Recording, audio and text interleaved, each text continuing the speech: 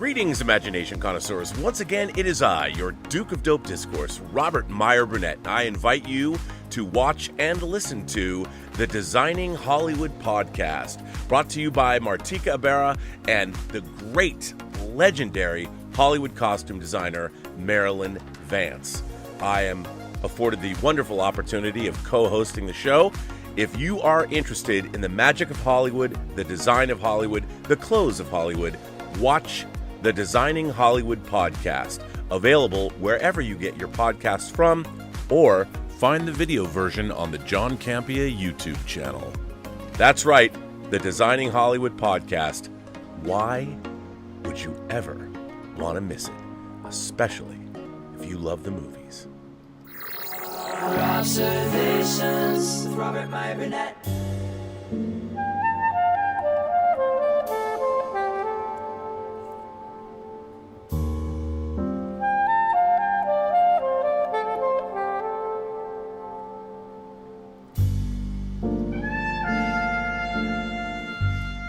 Well, greetings, imagination connoisseurs. Once again, it is I, your Duke of Dope Discourse, your master of fun and wonder, your viceroy of verisimilitude, your sommelier of sci-fi and cinema, your evangelist of the imagination, and of course, the as yet, maybe never to be defined existential Mr. Rogers. That's right, me, Robert Meyer Burnett. The date on this episode, I forgot to change the date, is actually October 13th. And this is part 2 for you imagination connoisseurs, you members of the Post-Geek Singularity community. This is part 2 of an episode talking about, well, what's wrong with Hollywood? What are the 5 crises facing Hollywood? We did one of the 5 crises last time because I was a little bit long-winded talking about a lot of other things related to the same topic. But hey, we're back. We're going to finish this up. So this is Robservations episode 895.5. 895.5. You know what I mean? So that's where we're at. It's going to be a good show today. But first, let's take time for a commercial break. Not a commercial break, a commercial break.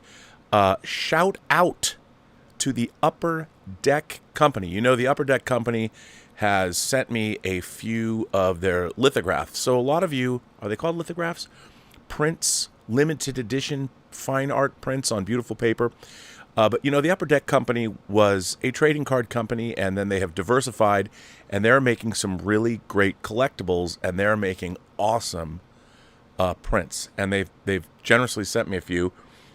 You know that Moon Knight print they sent me over the moon. Well, in honor of the New York Comic Con, which is going on right now, and the airing of the 2nd episode of Loki Season 2, they were nice enough to send me this badass classic. Let me say, you're seeing the lights reflect. I mean, I love this print. It really captures Loki, the classic Loki mischief maker from the comics. Now, this is from Serena Malon. It's an edition size of 200, and it's just called Loki, the God of Mischief. It's an 18 by 24 print, and it's cool. You know what's cool about this? It's hand numbered. So this is number 96 of 1250 of 250. 96 of 250. So again, now these are, you can't really tell, but these are on a beautiful, like really heavy paper. Like, I don't know if it's museum grade. I don't know if it's non-acidic paper. But it's beautiful paper, and I do love these prints. I also love the things that they come in. These are great. They come very well protected. They do come with a card of authenticity that has one of those stickers on it. Remember those stickers you used to have that said "Be Kind, Rewind" or something, and they would put these on VHS tapes. Do you remember that? If you're old, do you know why they did that back in the day on the VHS tapes? So they could tell if they were cut open and you stole the original tape and then gave them a copy. I'm not saying I ever did that, but Upper Deck does that, and they were very hard to defeat. So you know, on the back side of this print and on the card, the certificate of authenticity here, they have their Upper Deck. So you know if someone isn't sending you or giving you a real one. So I really love this. So thank you, Upper Deck. I would imagine. Let's see if I can set this down. I would imagine that Upper Deck probably has some kind of a booth at the New York Comic Con. And if you're at the New York Comic Con and you go to the booth, I don't think they'll give you something for this, but go to the booth and tell them that Rob Burnett and Robservations sent you to the Upper Deck booth. I don't think they'll give you anything, but just tell them that I sent you. Maybe they will, though. I don't know. Maybe they'll do a sweepstakes, a drawing. I have no idea. I've never even talked to the Upper Deck company about sending people to their booth asking for free shit. So I'm not saying I'm doing that. But the Upper Deck company, they've been great. And again, New York Comic Con is this weekend. Has been there. We'll be talking about it later tonight on Midnight Musings. And Loki, of course, Season 2 is airing. And you can get this Loki print. There's only 250 of them. And then they're gone. From the Upper Deck company. So thank you, Upper Deck. I really appreciate that. And I wonder if Upper Deck would give free swag to people if they just said that they saw this on Robservations. And by the way, it's not like they're paying me lots of money to do that. I just like the Upper Deck company. I like what they make. And these lithographs are really dope. They're really nice. And I wish... I guess it's I haven't looked into the standardization of the frames yet, but if you bought those Star Trek The Motion Picture posters from Vice, they sell a frame as well, but I haven't actually looked into that. But I'm a frame snob, so I have to have great frames. But anyway, Upper Deck, go see them at the New York Comic Con. Tell them I sent you. So anyway, my business partner, Mike Bodden, my co-founding member of Imagination Connoisseurs Unlimited, sent me an article today that I had not seen. That he wrote, Rob, you gotta, this is so Robservations all over it, and he was right. So I'm gonna share it with you right now to start, because it goes into what we were talking about, the state of Hollywood, the crises currently facing the entertainment business. But I'm gonna jump into this article first because I think it's pretty interesting. So that's the wrong article. That is not the article that I wanted to share with you. The article I wanted to share with you was this article. And here it is. And it is How Marvel Lost Its Way. And as everyone knows, I am a staunch MCU fan. I used to talk on Collider Heroes how Kevin Feige was our Lord and Savior. And I do think, to give you some context, I think Infinity War and Endgame are two of the finest examples of fantasy cinema ever created. They're compulsively rewatchable. And yes, I know Infinity War is better than Endgame, but Endgame takes a lot of big swings, and it's got a lot of craziness in it. But together, I don't think there's any piece of cinema that recreated the feeling of what it was like to read a giant event comic the way they did. And boy, those first 23 movies in the Infinity Saga, which ended with Spider-Man Far From Home, boy, did I like those movies. And even when you go back and you watch, as I've said before, Iron Man 2 or Thor The Dark World, they're still entertaining. And while I wouldn't say it's a 4-star movie, I quite enjoyed Captain Marvel. I mean, let's put the Brie Larson, hatred aside. I understand she probably can have a very annoying presence in real life and in interviews, and she's young. Room was a fantastic movie, and she was amazing in it, and it makes sense that they would hire an Oscar winner to play a superhero. And I'm not gonna lie, I got 2 Captain Marvel hot toys. I do. I'm not gonna. Well, one of them I got for free from Sideshow, so you know how much people dislike that movie when they're giving away. When I bought my Cyborg Vic Stone hot toy from Justice League, or Zack Snyder's Justice League, they sent me a free Captain Marvel hot toy. Now, before somebody asks me if they can have it, no, because it's the hot toy from Captain Marvel, and there's 2 head sculpts, so you can have her in cosmic mode. And then I had mine with her flirkin, and she's rocking the leather. So now I have 2, where I have a little Captain Marvel display, where she's on the ground and then flying above herself. If that's the way you want to do it, that's the way I want to do it. So that's the way I did it. So thank you, Sideshow Toys. But anyway, How Marvel Lost Its Way. Let's jump into this. Eliana Docterman wrote this. It was published October 6th, and I missed it. So thank you, Mike Bodden. October 6, 2023 at 9:27 a.m. Eastern Daylight Time. You can follow Eliana Doctorman on Twitter. It's almost impossible. It's almost impossible to follow the first episode of Season 2 of Loki. I say this as someone who's been writing about the Marvel Cinematic Universe for a decade. I've seen every major Marvel release more than once, and I've enjoyed most of them. Me too. I've also paid close attention to the events of Loki Season 1, Avengers Endgame, and Ant-Man and the Wasp, Quantumania, all required viewing for this series. The characters spend most of the first episode explaining to the audience everything that happened in Season 1, which ended in one master timeline branching into many parallel timelines. Simultaneously, they embark on a vaguely related adventures. Here's what I can define from the episode. Loki, Mobius, and a new character named Obi, Ke-Hu Han, are worried about the fact that Loki seems to be involuntarily traveling to different periods in time. Why? That is unclear. But they determine that the need to use a machine that looks like a big gun to rip all the different versions of Loki from infinite branching timelines in order to fix the problem. Why would this solve the problem?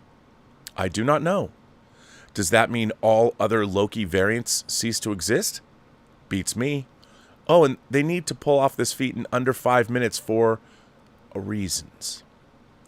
Does this all sound like, and I kid you not, this word is right here, you know it's one of my favorite words, does this all sound like gobbledygook? For years now, audiences have not been able to watch Marvel shows and movies casually. But watching Loki Season 2 felt I could not even look down at my phone for a second without getting completely lost. Heck, even if you're watching with rapt attention, you'll probably have a difficult time keeping up with the convoluted time travel shenanigans. The various MacGuffins, Easter eggs, and pseudoscientific explanations of superpowers used to be fun. Now they feel like homework.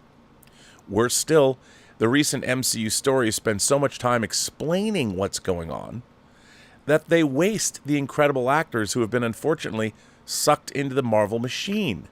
Just this year, Olivia Colman, Bill Murray, Emilia Clarke, Will Poulter, and Kingsley Ben-Adir have all been tasked with reciting exposition rather than actually performing. I'm not the only frustrated fan. Marvel Studios is losing viewers. Audiences used to line up to snag the best seats to the latest Avengers movie. Now they're queuing up for Barbenheimer instead. Not long ago, Marvel movies usually snagged the top 3 or 4 spots on the list of highest-grossing films every year. This year at the global box office, Barbie, Super Mario Bros., the movie, and Oppenheimer all outgrossed both Guardians of the Galaxy Volume 3 and Ant-Man and the Wasp: Quantumania. In fact, Quantumania ranks all the way down at number 10 for the year, performing below expectations. Tellingly, Quantumania had an impressive opening weekend, but ticket sales declined dramatically in the following weeks. A combination of poor reviews and bad word of mouth sunk sales. But where Marvel has really faltered is on Disney+. Fans have complained so loudly that there are too many mediocre MCU shows that Marvel Studios head Kevin Feige has vowed to slow the churn. It's harder to hit the zeitgeist when there's so much product out there and so much content, Feige told Entertainment Weekly. But we want the MCU projects to really stand out and stand above, so people will see that as we get further into Phase 5 and 6, the pace at which we're putting out the Disney Plus shows will change so they can each get a chance to shine. Elsewhere in the Disney empire, CEO Bob Iger has announced that rather than doubling down on its streaming strategy, the company will be investing heavily in its parks. Disney can't solely blame superhero fatigue for flagging interest in the MCU. After all, Sony's animated Spider-Man Across the Spider-Verse sold more tickets domestically than Guardians Volume 3. It became Sony's highest-grossing animated movie and the highest-grossing animated comic book movie ever. Amazon's dark parody of other superhero properties, The Boys, outperformed every single one of the MCU TV shows released in 2022, according to Nielsen, and the just-released spin-off Gen V make a great superhero property, and people will watch. Perhaps the come-down was inevitable. Marvel reached such a high point with Avengers Endgame in 2019, both critically and commercially, that replicating that success, especially in the short term, was always going to be a near impossible task. Still, the quality of the properties and buzz around new releases dropped so quickly that fans have been left wondering what exactly happened. Here's a few ways that the storytelling at Marvel Studios has gone wrong. Trying to elevate B-list superheroes. The years following 2019's Avengers Endgame were always going to be a rebuilding period for the MCU. The movie killed off Robert Downey Jr.'s Iron Man, the once obscure superhero who effectively kicked off the golden years of the MCU in 2008. It also retired Chris Evans' Captain America, who arguably became the beating heart of the Avengers series. Chadwick Boseman, who was slated to star in Black Panther: Wakanda Forever and play a major role in the future of Marvel, tragically passed away in 2020. In quick succession, Marvel lost 3 of its biggest stars. Then other actors started expressing their fatigue with the superhero lifestyle. Scarlett Johansson's Black Widow also met an untimely fate in Endgame, though her solo feature, a prequel, suggested a future in which she might return in other films. But Johansson said she's done with Marvel, a decision Disney probably hastened thanks to a very public fight over streaming residuals and COVID-era contract negotiations. Zoe Saldana announced her retirement from the Guardians of the Galaxy franchise, while Spider-Man star Tom Holland and Thor actor Chris Hemsworth have both said they're taking breaks from movie making writ large, with no indication as to, oh, hold on a minute, slow my roll here, that I'm using too much. It hasn't always worked well. Though Paul Rudd and Tony Stark, all the cockiness but not quite enough charm, Brie Larson's deadpan take on Captain Marvel doesn't seem to register with audiences in the same way as Chris Evans' earnest Captain America did, and while Letitia Wright admirably took the weight of Black Panther 2 on her shoulders after Boseman's passing, she's a decade younger and much less experienced than Boseman was when he made the role iconic. His shadow looms large. The introduction of entirely new characters has not gone according to plan. The overwhelming, it's unclear if for a film, although there's rumblings it has been cast. Sure, we still get a post-credit scene at the end of every movie teasing whatever comes next, and we know for a fact that the next Avengers movie is titled Kang Dynasty, which suggests that Jonathan Major's villain character from Loki and Quantumania will do something. When Marvel cast him as Kang in 2021, he was a promising young star. There are so many quality, not quantity, of super people. Too many shows, too few risks. Marvel shows are most successful when they're experimental in their storytelling and use the longer runtimes to explore character instead of action. In short, when they can do things that the movies cannot do. WandaVision explores Wanda's grief over the death of her lover Vision in a more nuanced way than, say, Doctor Strange and the Multiverse of Madness could in its short runtime. The movie flattens Wanda into an angry mom trope, undoing much of the good work of the show and upsetting some fans.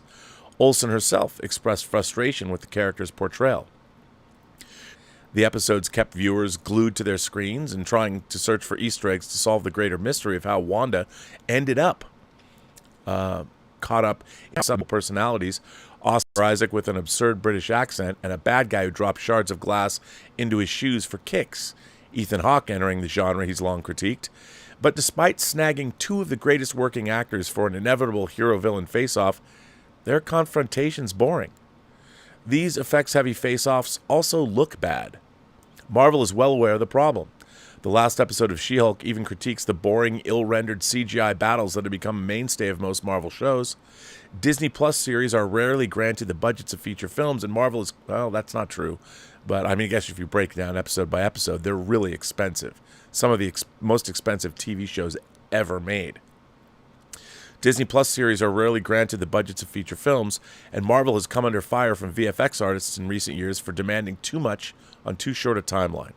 The sheer number of projects they're pumping out is unsustainable, and the poor results are showing up on screen. In the past month, Disney and Marvel visual effects workers voted to unionize. The studio is trying to find a solution. It announced that Armor Wars, a project that will no doubt feature several expensive face-offs between various Iron Men or women, is getting upgraded from a TV show to a movie, and at a movie-sized budget. Eventually, they must figure out which stories belong on Disney Plus and which belong on a big screen. An incredibly convoluted parallel timeline plot. There was a brief moment when I enjoyed Marvel's time travel shenanigans. How exactly did the Avengers jump through space-time to collect all the Infinity Stones? I had answers, and I loved digging into the details. In retrospect, a brief scene in that movie in which Tilda Swinton's Ancient One tells Mark Ruffalo's Hulk that meddling in the past can create branching timelines in the MCU should have been a warning sign. Instead of yachting away the various timeline theories in order to quickly usher in characters from other universes like the X-Men and Fantastic Four heroes that Disney finally got their hands on during the 20th Century Fox acquisition, Marvel Studios leaned into the convoluted explanations of how all these various timelines interact. Deciphering the plots has become exhausting. I'm still not clear on how to reconcile the fact that multiple Spider-Men from parallel universes fight together in Spider-Man No Way Home with the notion that there was once a single master timeline that broke when both stories seem to take place in a world where the concepts of time and space are warped. It feels like you need a degree in theoretical physics to follow it all, and I suspect even if you had one, the storylines would still not cohere. Lost among these time-jumping, space-spanning sagas are more grounded stories of earnest characters like Peter Parker and Steve Rogers demonstrating the small acts of superheroism to protect Queens and Brooklyn, respectively, that presage their eventual rise to Avengers status. In theory, shows like Miss Marvel, set nearby in Jersey City, and Hawkeye, in which Hawkeye and his protege Kate Barton sling arrows to fight a Manhattan gangster, are supposed to be telling these street-level stories that drew so many to the MCU in the first place. But too often these stories are consistently interrupted and derailed by otherworldly cameos and subplots designed to set up the next big movie. In fairness to Marvel, the MCU was not built in a day. The early years of the franchise featured plenty of missteps too. Remember the stunning boar Thor.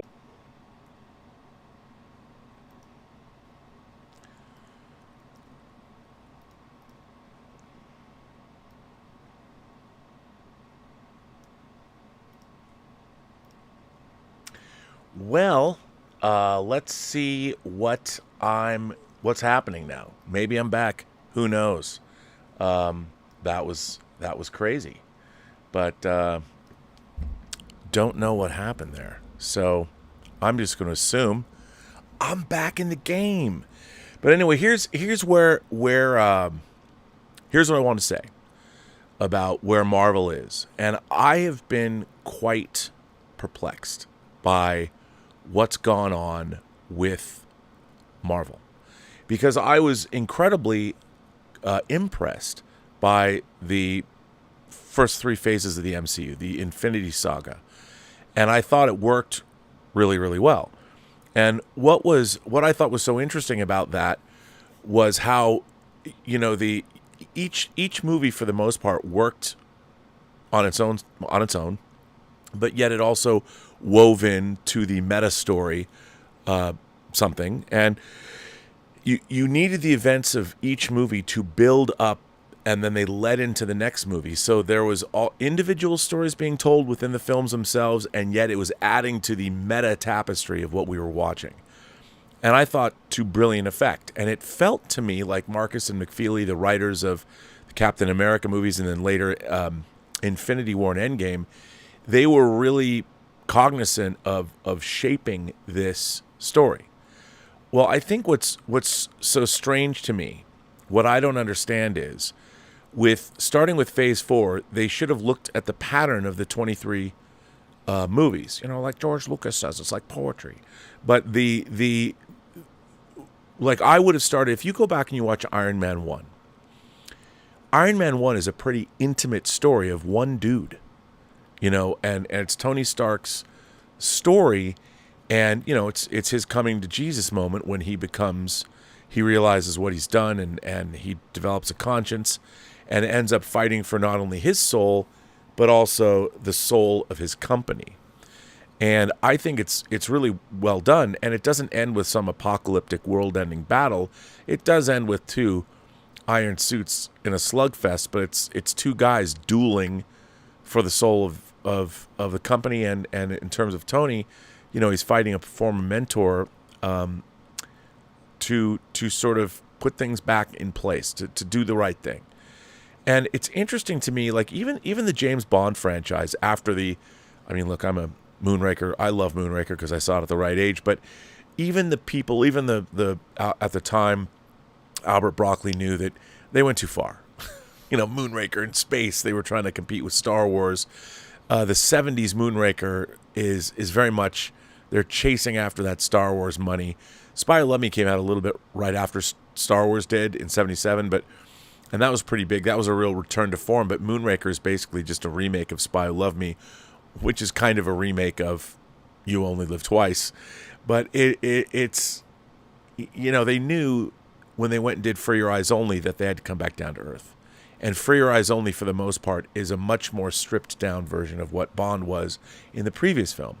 Now, I thought that they would have done that. They would have sort of brought back, if they're going to introduce new characters, introduce a character and focus on the character. There's no reason why, I thought Shang-Chi did a pretty good job of that. It got a little, this goofy apocalyptic battle in literally a fantasy land at the end, the 10 Rings and all that. I would love it if that movie was firmly set in the real world, that the wuxia aspects of it were toned down, because I really did like Shang-Chi, and I liked that he was more like the audience of a Marvel movie.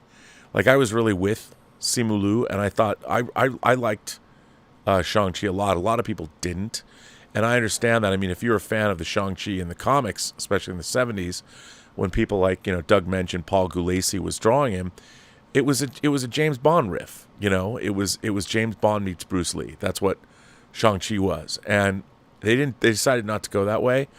But I thought that Simu Liu and Awkwafina had a great chemistry. I really love that, and I thought that was a really interesting way to sort of pull back and start building up phase 4, 5, and 6, introduce new characters and make us like them. But we haven't heard from Shang-Chi. It's been 3 years? That movie has not led into another movie. And then I like the Eternals a lot more than most people, but where did that go? I mean, you literally had a celestial popping out of the earth. You had Arishem the judge come to judge us, and there's no connection. And then they tease that they're going to introduce Kit Harington as the Black Knight with the cursed blade or whatever. That didn't happen. So nothing. There is no forward momentum in the Marvel universe. We keep watching these things, and then I think that the biggest mistake they made was, of course, Disney Plus. They were going to use Marvel to launch their entire streaming service, but none of the shows have felt like they were the way they were supposed to be. And now they were all, WandaVision was really intriguing when you didn't know what was happening, but it didn't go, as much as I liked WandaVision, it didn't go anywhere that was particularly unique.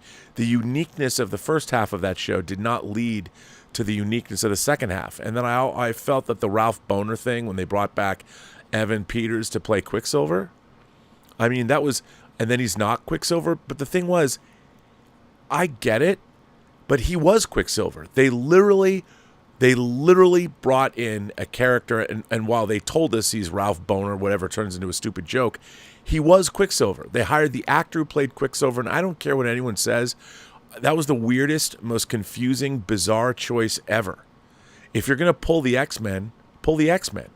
What I feel that they should have done is they should have gone back, and if phase 1, 2, and 3 is the Infinity Saga, they should next have told us the X Saga. I know they couldn't because of contracts and Fox and everything, but it would have been really interesting if then they focused only on the X-Men, and they could have peripherally talked about the Marvel Universe, but they could have shown us, imagine if they had done, and by the way, they could easily have done 23 movies about the entirety of the X-Men history.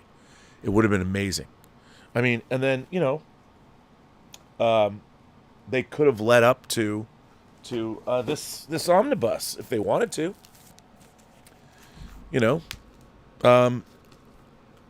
Avengers versus X-Men. It's not like there isn't enough story here. You could literally work out with this. I tell you, it's that heavy. But they didn't do that. And there is no, the Marvel Cinematic Universe right now has no forward momentum at all, like zero. We don't even know who's in the Avengers.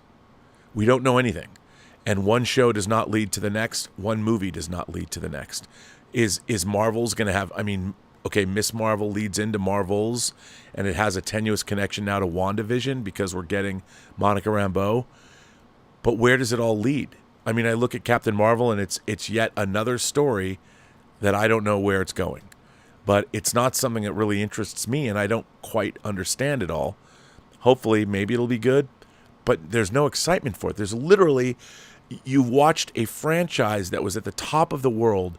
Literally, I mean, it went off a cliff. I don't feel any excitement for the Marvel Cinematic Universe on any level anymore. And I was at the forefront of that wave, and it's problematic.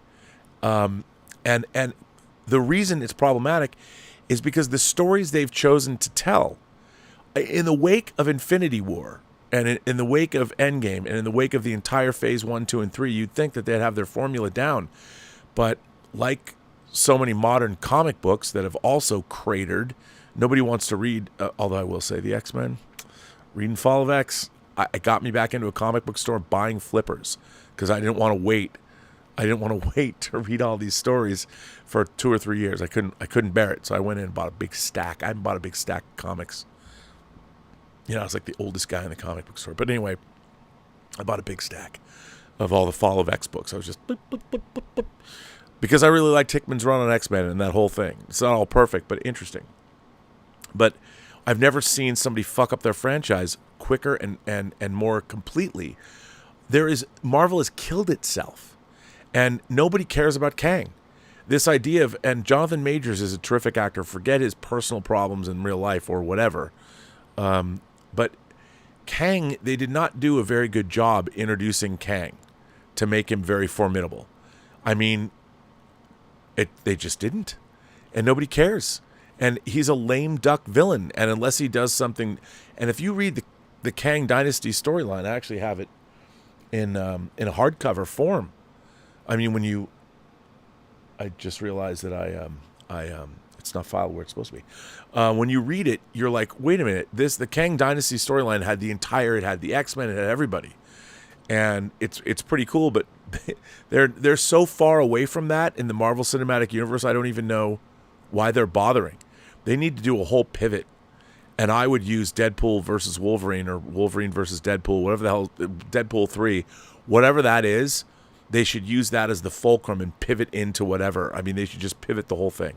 Scrap all their plans, and they should, if I were them, move into the X-Men universe and tell X-Men stories.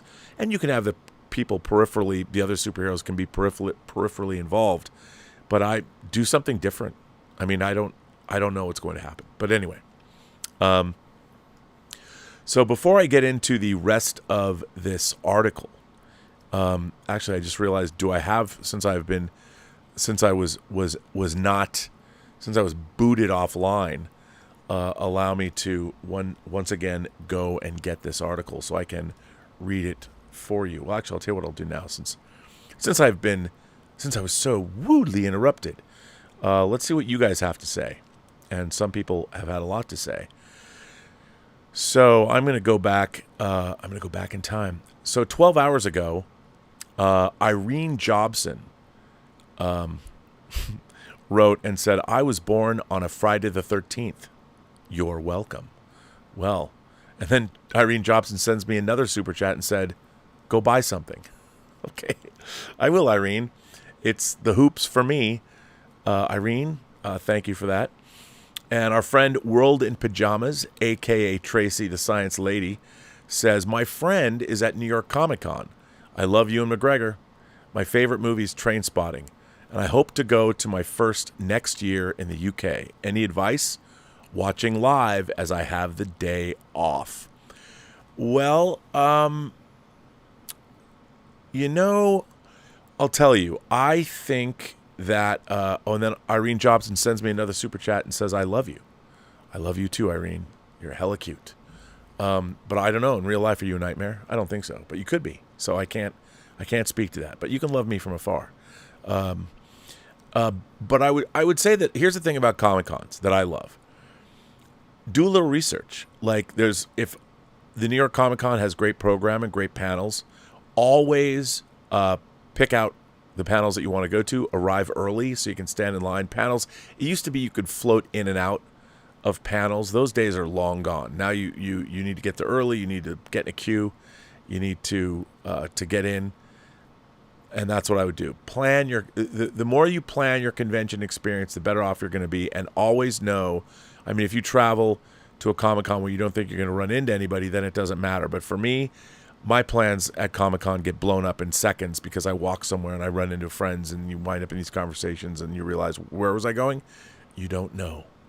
But just plan it. A World in Pajamas, Tracy once again says, off topic. Have you seen the open source stuff NASA has released to do independent research for Earth science? Anyone can use it. Love, Eva Green. Thanks. Really? Are you Eva Green? Do you look like Eva Green? I don't know. I have no idea. Darth Plato says, read it all again. You're buffering. Well, that's lame. I hope I'm not still buffering. Because that would be annoying. So, we'll see. It looks like my stream is much healthier than it was. So I would like to read a few letters before I get into the main event here. Although maybe I can hang on. I want to get my let me get the article queued up before so I don't lose it. Oh, the after party was canceled at Apple TV. That's too bad. I like that show. I actually did like the after party quite a bit. And I guess it's over. And let me see if I can get this article. And here it is. Call it up. Oh, I do see that it looks to me like this is going to... I hope this doesn't start buffering again, cause a problem. But who knows? Maybe it will.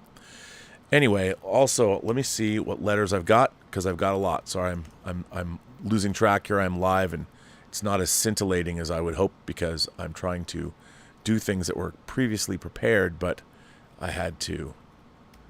Yeah, I mean, I had to shut down my computer. I was out. So here we go. This comes from Slick Simulacrum. And then Slick Simulacrum says, a mind of similar thoughts. A broadcaster of a different ilk thought to put in a few words on the current Hollywood business model, and it was so good I thought Rob would really appreciate the piece.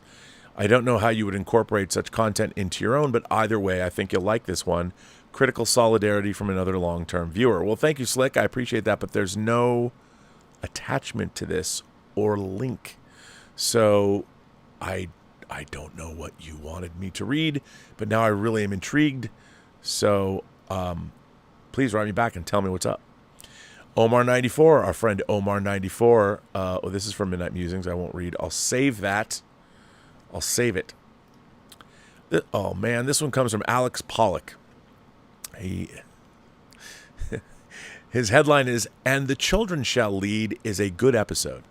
Let me just say, And the Children Shall Lead is my least favorite episode of Star Trek of all time.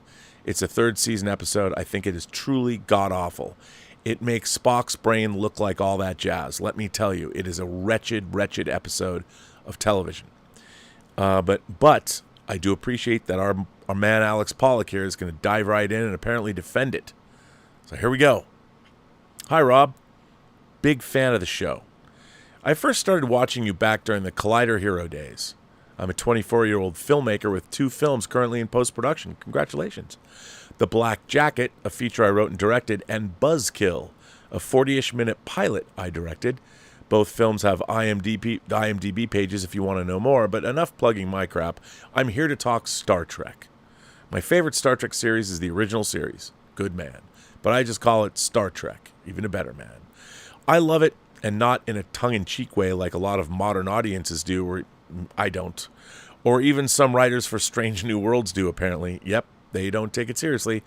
I find the gripping parts gripping, the funny parts funny, and the science fiction elements smartly written and thought-provoking. Yes, which is everything modern Star Trek isn't. My favorite Trek film is the motion picture, particularly the director's edition, so that should say everything. Yes, it does. I have a knack for finding verisimilitude in things other people would consider dated, partly from growing up watching movies and TV shows from a wide range of time periods, and the children shall lead. From time periods.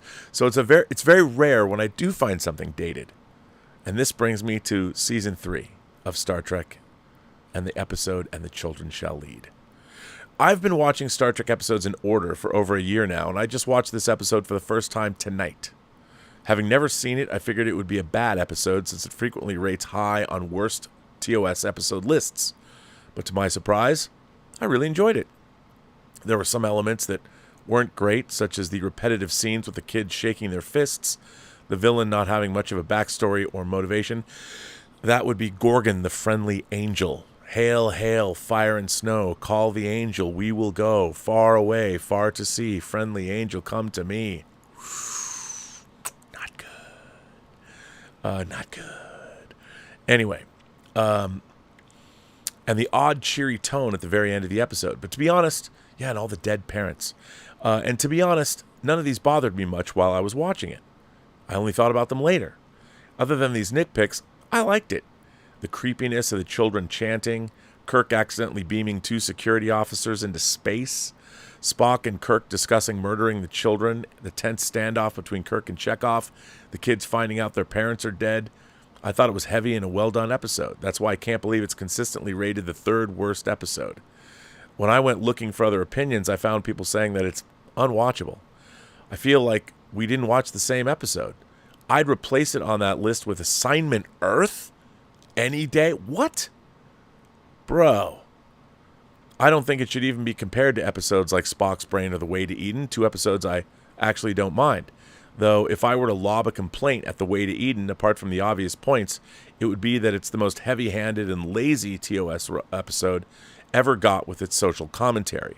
So I'm writing to voice... No, I would say let that be your last battlefield is more, but you might not have got there yet.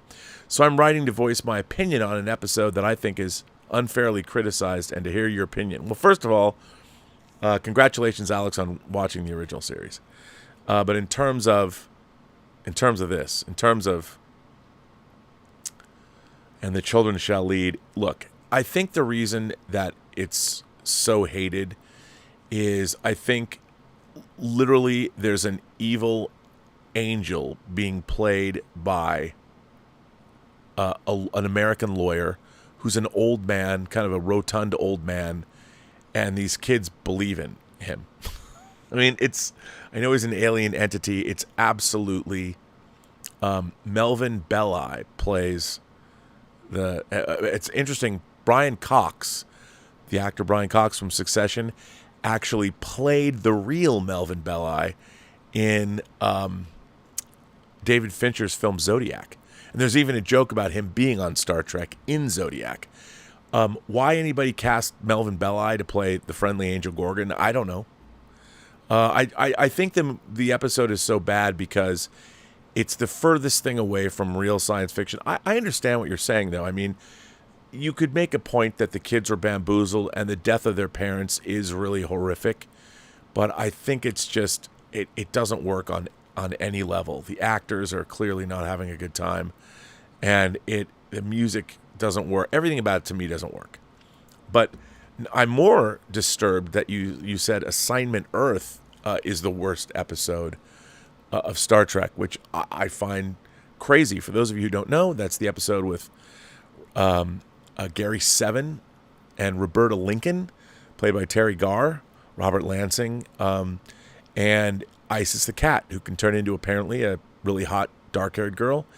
Now, Assignment Earth is really interesting because the Enterprise goes back in time to find out why there was no nuclear holocaust in the late 60s, and we find out that there's an alien, a very sophisticated alien race that is cloaked even in the 23rd century that's sending agents back to Earth to make sure that Earth history unfolds the way it should. And then we find out that, I mean, it's so... They tied in Picard Season 2 to this episode. It's so bad. But it was actually a backdoor pilot for a different show. That's right. Star Trek had a backdoor pilot for a different show that Gene Roddenberry was going to make. And they didn't make it. However, people have returned to that episode over and over again Greg Cox returned to the characters in his Khan Noonien Singh trilogy. John Byrne, the comic artist, did a series about those characters. And I think Assignment Earth is actually quite a charming episode, and I enjoy it. I even liked it when I was a kid because I loved seeing Kirk and Spock in civilian garb in the late 60s. You know, I thought it was good. I enjoyed it. And it's pretty tense, and you had a Saturn V rocket, all that footage in there. It was good stuff. But I mean, to each their own. It's always interesting to see when people watch Star Trek today. I mean, and looking back on it, I think a lot of people aren't even equipped to go back and watch the original series if they're just starting, because they can't see beyond the production design and they can't see beyond the effects. But it's cool that you're watching it and you're loving it. You and I clearly park our shuttlecraft in the same shuttle bay, with the exception of this episode. But that's okay. Different strokes for different folks. So thank you, Alex. I appreciate you writing in. This comes from Regina. This is a letter. It's entitled Palestine. I read your comments on Twitter. I was horrified by what Hamas did to the young people attending a music festival for peace. There's no defense of the crimes committed to innocent people. However, I also think what Israel is doing to Gaza is horrible. It's not just Muslims who live there, but Christians. I have friends living in that area who have children who are innocent. Personally, I think that Israel should have looked at the Geneva Conventions, gone through proper procedures, as what Hamas did was a war crime, but now they too are committing war crimes. It's innocent people who are paying the price, and my heart goes out to everyone, both in Israel and Palestine. Well, Regina, very well said. I think you're absolutely right. Nobody, I'm not going to delve into this aside from the fact I want to say that I hope for a swift and peaceful solution. And no one wants innocent lives lost on either side. That said, the severity of what Hamas did, it was not a military attack, it was a terrorist attack, and it was designed to brutally kill as many people as possible. And, it's something I think it's difficult for us to understand in the West, these kinds of what motivates people to do this with their bare hands. And none of this would be happening had that terrorist attack not happened. If you want to go back and litigate the last 75 years of history, I can't do that. Although I did post a video on Twitter today and on my Facebook page that I thought was interesting.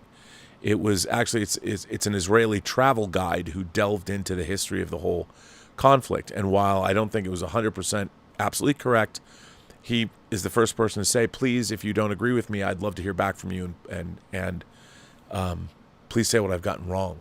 So I thought it was worth watching. Obviously, it's fraught with peril to discuss this issue, but there's larger things at play going on here. Unfortunately, there was going to be a deal, I think, that Saudi Arabia and Israel would have made that would have gone a long way toward normalizing relations in the region that could have led to a lasting peace.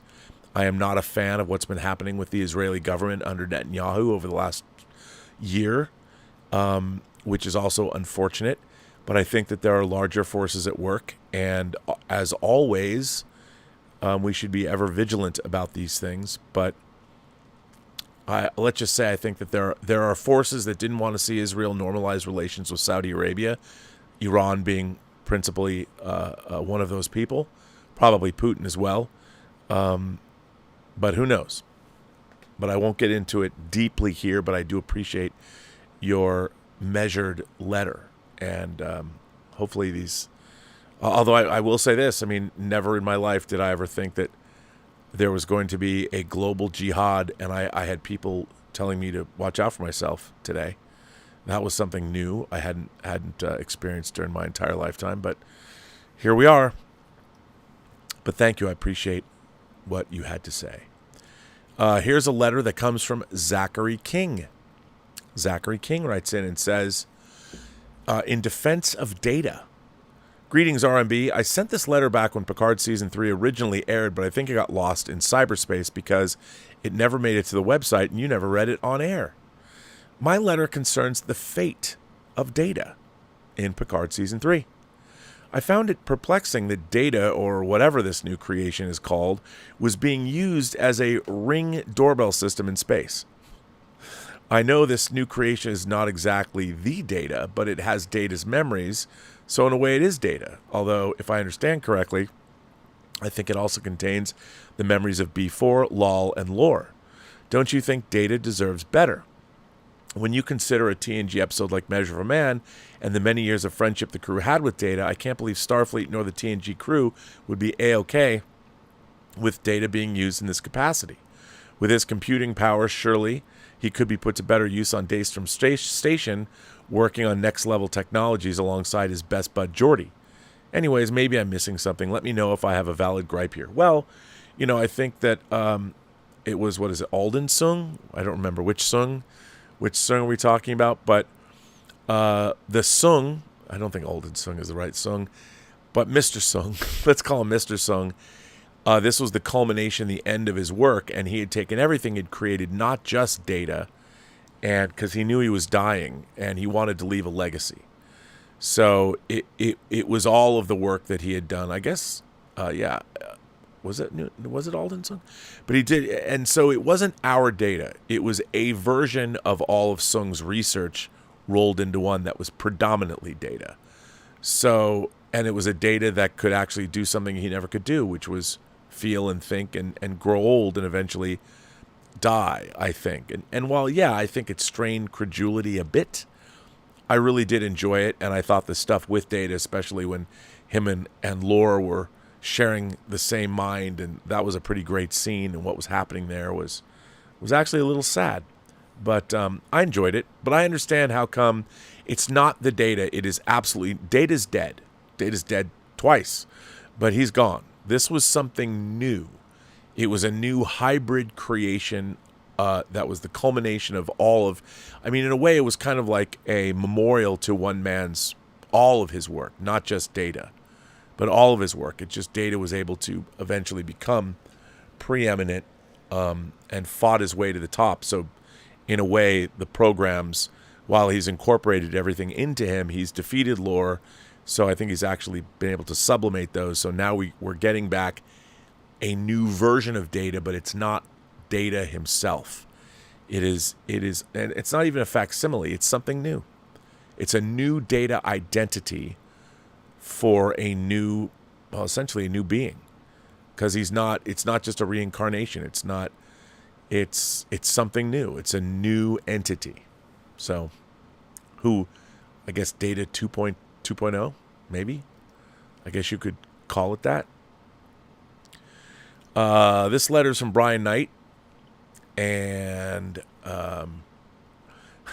Brian Knight says, I read an article in the Daily Mail on Saturday about the writer for the new Barbie movie. She wants to remove the scene where Barbie's mother dies. As I scrolled down the article, there's the writer, and sitting next to her is Perry Nemiroff. Boy, do I miss the good old days of Collider. Yeah, Perry's done quite well for herself. I see her popping up in movie theaters and things. Here's the thing. I don't know how you make Bambi without Bambi's mother dying. But look, there has been something weird about culture for the last 30 years or even longer that I've noticed, and it's the infantilization of children. On one hand, our kids today are bombarded with all kinds of very adult material all the time. And yet at the same time, they want to tell you a Bambi story without killing Bambi's mother. Yet, we're talking about kids, identities and puberty blockers and all those things, but we're not going to let them watch a story where Bambi's mother dies, or Old Yeller where the dog doesn't die. How do you do that? I think that's the dumbest thing ever. We're going to cover Daryl Hannah's ass with CG hair when she runs in. She's a mermaid running into the water, as if someone's backside is something to be ashamed of. Look, there's her butt. It's such a weird. Our relationship to our children in this country is very, very strange, and I don't know why you would want to take a story. Part of that entire reason that story works is because Bambi's mother dies, and to remove that for what reason I don't know is one of the dumbest things I've ever heard of, and it's it's really hurting us, I think, as a people. I mean, I really believe that. Anyway, let me get into the article that I wanted to read. Now, for anyone who watched the last Robservations, I read an article about, it was in the Hollywood Reporter, and I'm going to read it again. Not what I've already read, but it was in the Hollywood Reporter, and this article, which I thought was really, really interesting, posits 5 crises facing the entertainment business. And I thought that they were quite good. And, we'll jump back into this article. So the article is by Rebecca Keegan, Alex Wiepren, Lacey Rose, Leslie Goldberg, Pamela McClintock, Winston Cho, and Rick Porter. It was published in the Hollywood Reporter magazine and online October 11th, 2023. And the first thing that I dealt with in the last Robservations was that streaming was a lousy business. Streaming was a lousy business, and truly, it ain't great. And because what people want is Wall Street wants those huge fiscal quarter payouts, and the business doesn't work like that. Not every business do you supercharge.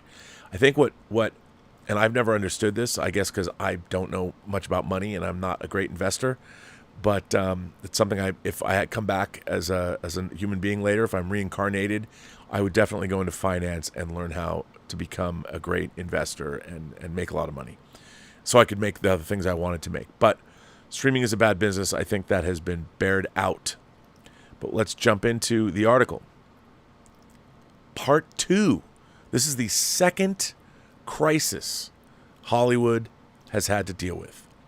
Peak TV is over. So is peak pay. Yeah, unfortunately, this is true.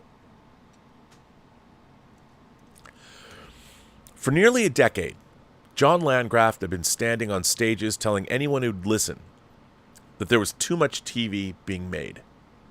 The FX chairman coined the term peak TV in 2015, a year that saw 420 scripted series hit our television screens. He miscalculated, of course. Aside from pandemic-affected 2020, the total has risen every year since, with 2022 bringing 599 scripted series to viewers. Then came the Wall Street wake-up and the collective realization that making money matters, and finally, the strikes and the industry is now firmly on the other side. Nobody knows whether the business will ultimately contract by 10% or 50%.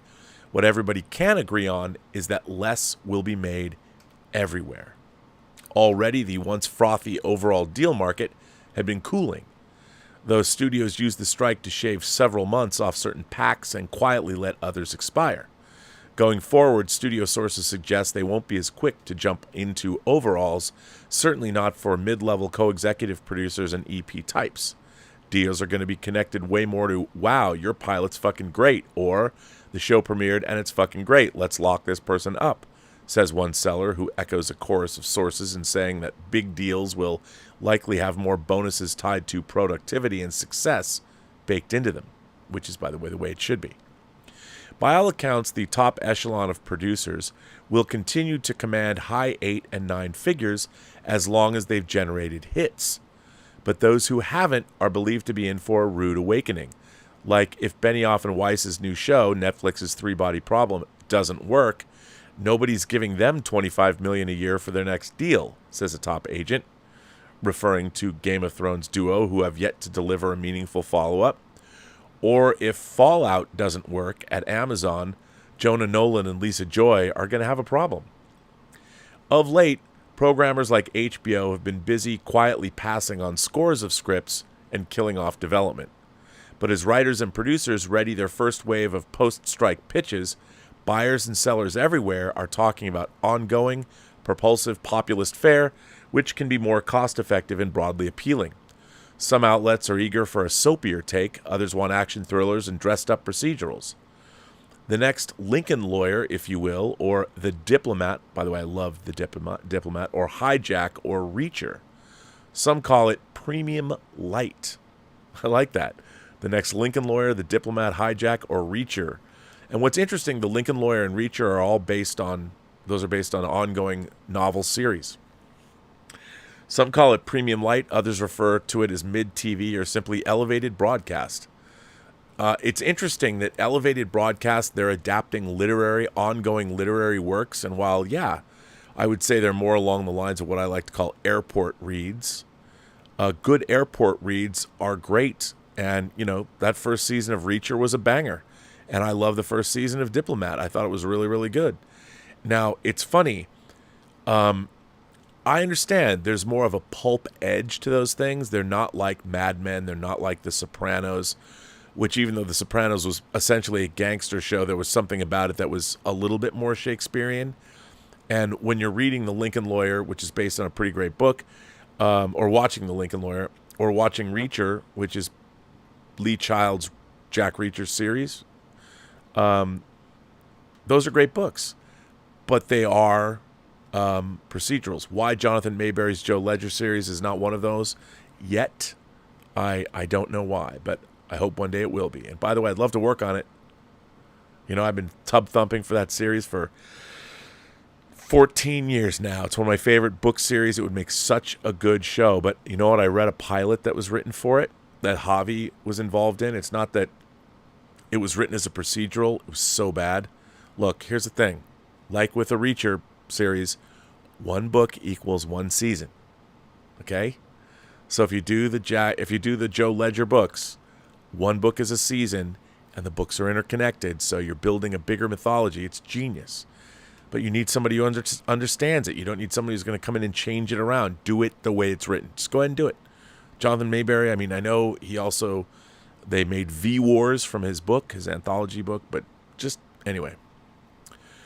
Not long ago, Bella Bajaria described the ideal Netflix show as a gourmet cheeseburger, both premium and commercial at the same time. Well, I would think that would be true of every TV show, but I understand where you're going. Both premium and commercial at the same time. In comedy, execs say that they're prepping hard funny half hours or comedies. Listen, hard funny.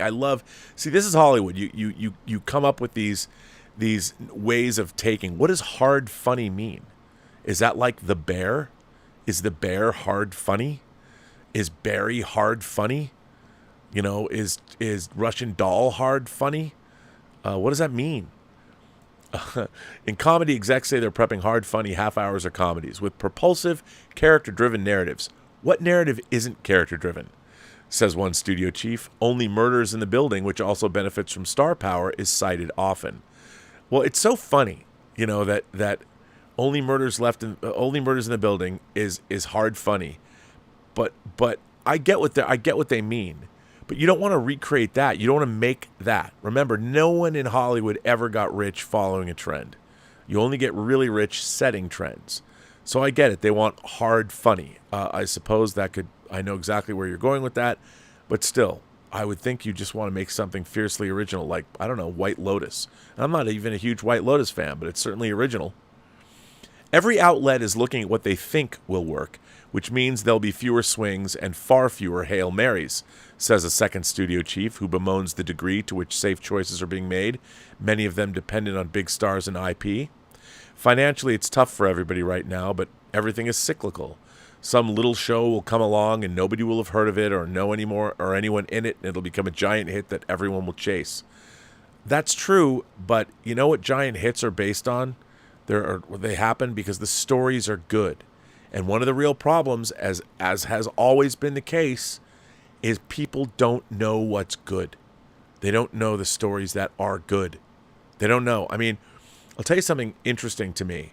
So, I've talked about him on the show before, but there's a producer named Roy Lee. And I've gotten to know him a little bit. I admire him. But what I admire most about him is he has very specific taste. And when you start looking into the projects that he has and the work that he's being involved with, not all of it works. Like, he'll set up a deal to remake The Stand, Now you think, okay, I'm going to set up this deal to remake The Stand. That was a clusterfucking production, but it's one of my favorite books I ever read. And Roy Lee is a huge Stephen King fan. So why not get involved in that? The problem is, once he makes that deal, he doesn't wield the control over how something necessarily gets made. Depending, he has more control when he gets involved with something maybe like Barbarian, or I think it's called, there's a movie that he's involved with that's getting made called Companion. A script I read. And Companion, it was a banger. The whole thing, I'm not going to say anything what it's about, but it's basically all set in and around a house. It has a really interesting sci-fi / horror premise, and I couldn't turn the pages fast enough. And I'm like, where'd you find this? Like, how do you get scripts like Barbarian and Companion? How do you know? Like, who's going to you? I know he's probably got an army of people looking for scripts because I'm one of them, but still, I'm like, hey, how does he find them? He finds them, and he knows which ones are good. That's the key. He knows, and he'll be able to tell you exactly what's going to work and what's not going to work. And I mean, the execution, that leaves something to be desired. But sometimes, when he's got the right people work on the material, he certainly has the right material. He's got to get the right people to make the stuff, but it sings. That's what we need more of. We need more people that know what's good and what's bad. We need more people that will go with their gut. Nowadays, everyone's looking at analytics. Everyone's citing hard funny, whatever the fuck that means. Hard funny. You don't even know what hard funny is. You only know it's only like murders in the only murders in the building. But what's another? Give me 10 things that are hard funny, so we know what they are. But anyway, people don't know anything. People don't read. They don't know what stories are good. They need other people to tell them. It's been that way in Hollywood for decades, but there's no one left. There's not a lot of moguls left or producers left that really know. Roy Lee knows, but I'm sure there's the people that book, or I don't know who the people are at A24. I've never met anyone from A24. I suspect that the people that work at A24 are part of some kind of a crazy cabal. They've got some, red phone to God or something, because the people at A24, I mean, I've met 2 fans in the last couple months that are like unabashed. They'll come out and they'll be like, I'm an A24 fan. And I'm like, what does that mean? And they know everything about A24 movies. They buy A24 swag because the A24 store has, even with physical media, some really cool releases. But A24 has become a brand. It's not just a movie studio. It is a brand. And I understand, man. I mean, they put out some bangers. They know what they're doing out there. Robert Eggers, man. The Witch. I mean, if you want to know, here's watch the trailer for The Witch. Just go watch that trailer. That trailer's scary as fuck. Like, you watch if you haven't seen the movie, I love The Witch. I mean, somebody was commenting on my Black Phillip t-shirt the other day. I love Black Phillip. I mean, who would have thought that a black-furred goat named Black Phillip would be my favorite horror hero of the 2000s, but here we are. Those people at A24 know what they're doing. They know what they're doing. And, I mean, they can release Spring Breakers. Now, you might not all love Spring Breakers. I get it. But the movie, it's very much an A24 movie, and I can see why they picked it up. But whether it's Ari Aster, whether it's Robert Eggers, whether it's all the other filmmakers, I mean, A24, man, they know what's up. Why isn't everybody in A24? Why? I don't know. What's out, or at least considerably less appealing than it previously was, are wistful, quiet dramedies, or sadcoms, as one comedy exec labels them. Period dramas have fallen out of favor too, along with the kind of star-driven limited series that, until recently, seemed to dominate the TV dial. In recent years, the miniseries has become a surefire way to lure A-list film talent to TV, since it was a finite time commitment and could earn them top dollar. But too many executives learned the hard way that minis often don't make financial sense, particularly when the market is flooded with them. I mean, HBO won't even hear limited pitches anymore, says another prominent seller, and by and large, insiders concur. I don't think you're going to see another 10 million or 12 million artsy limited series, offers a top agent, citing Amazon's twisted miniseries Dead Ringers starring Rachel Weisz as twin OBs as an example. A rival programmer agrees. Big stars still matter, but the show has to be commercial or at least have that aspiration. Well, I think that every show has an aspiration to be commercial. People are making TV, you want people to watch. That's what they're looking for. I would say this. Dead Ringers is my favorite David. I think it's David Cronenberg's best movie. Some might say Eastern Promises or A History of Violence, but I think that David Cronenberg's Dead Ringers, as far as David Cronenberg is concerned, only he could have made that movie. And I think while I love Rachel Weisz and I appreciate what she did, she was certainly gave it 110%. That show was so deeply flawed from its very conception by turning the male twins into... See, it's a very different vibe when you're dealing with gynecologists and you're dealing with that whole thing, that whole environment. So when male gynecologists, when one of them goes off the rails and has an artist make him tools for operating on mutant women, like that happens in that movie, there is something going on there that is beyond creepy. And there's a point being made there on many different levels that when you change the gender and make the two main characters the OBs that they are, when you make them women, there is an undercurrent of disturbingness, an undercurrent of transgression that is removed. Because when you have women helping other women, or women doctors dealing with women patients, it's a lot less weird and subversive. And so the show didn't really work. And I watched the whole thing, but I thought it got to be interminable. But like as anything, you have to make good stuff. And this idea that, we only want... It's very funny because they're saying that, well, we have to have shows, we have to have hard, funny shows like Only Murders in the Building. Well, that's until a Stranger Things comes along or something else that comes along and goes, look at how successful this is. I mean, hell, man. Apple Plus dropped a trailer for the Monarch TV series, the kaiju set in the world of Godzilla, King of the Monsters, and just Godzilla and Godzilla versus Kong versus Godzilla, or Godzilla versus Kong, Godzilla versus Kong, with Kurt Russell and Wyatt Russell playing the same character, 50 years apart or something.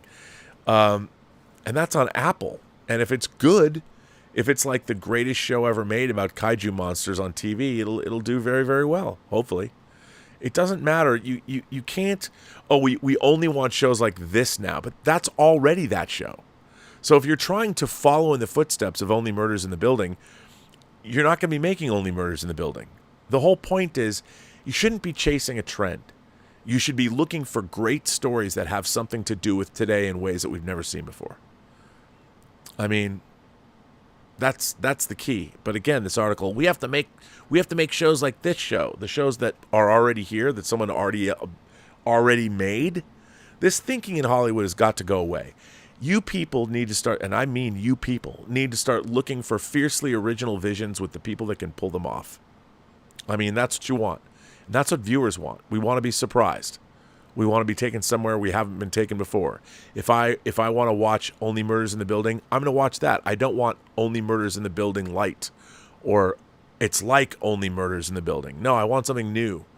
And I think that the real question is, can we deliver that? And also, you got to have people that, somebody took me to task about how I said that there's a lot of, television is not the place to allow new people to break into the business.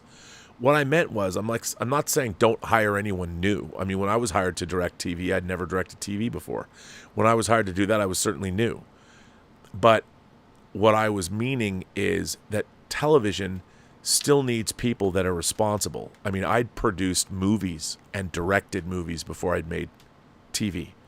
I had a background in working on time and on budget before. I understood. I knew the drill.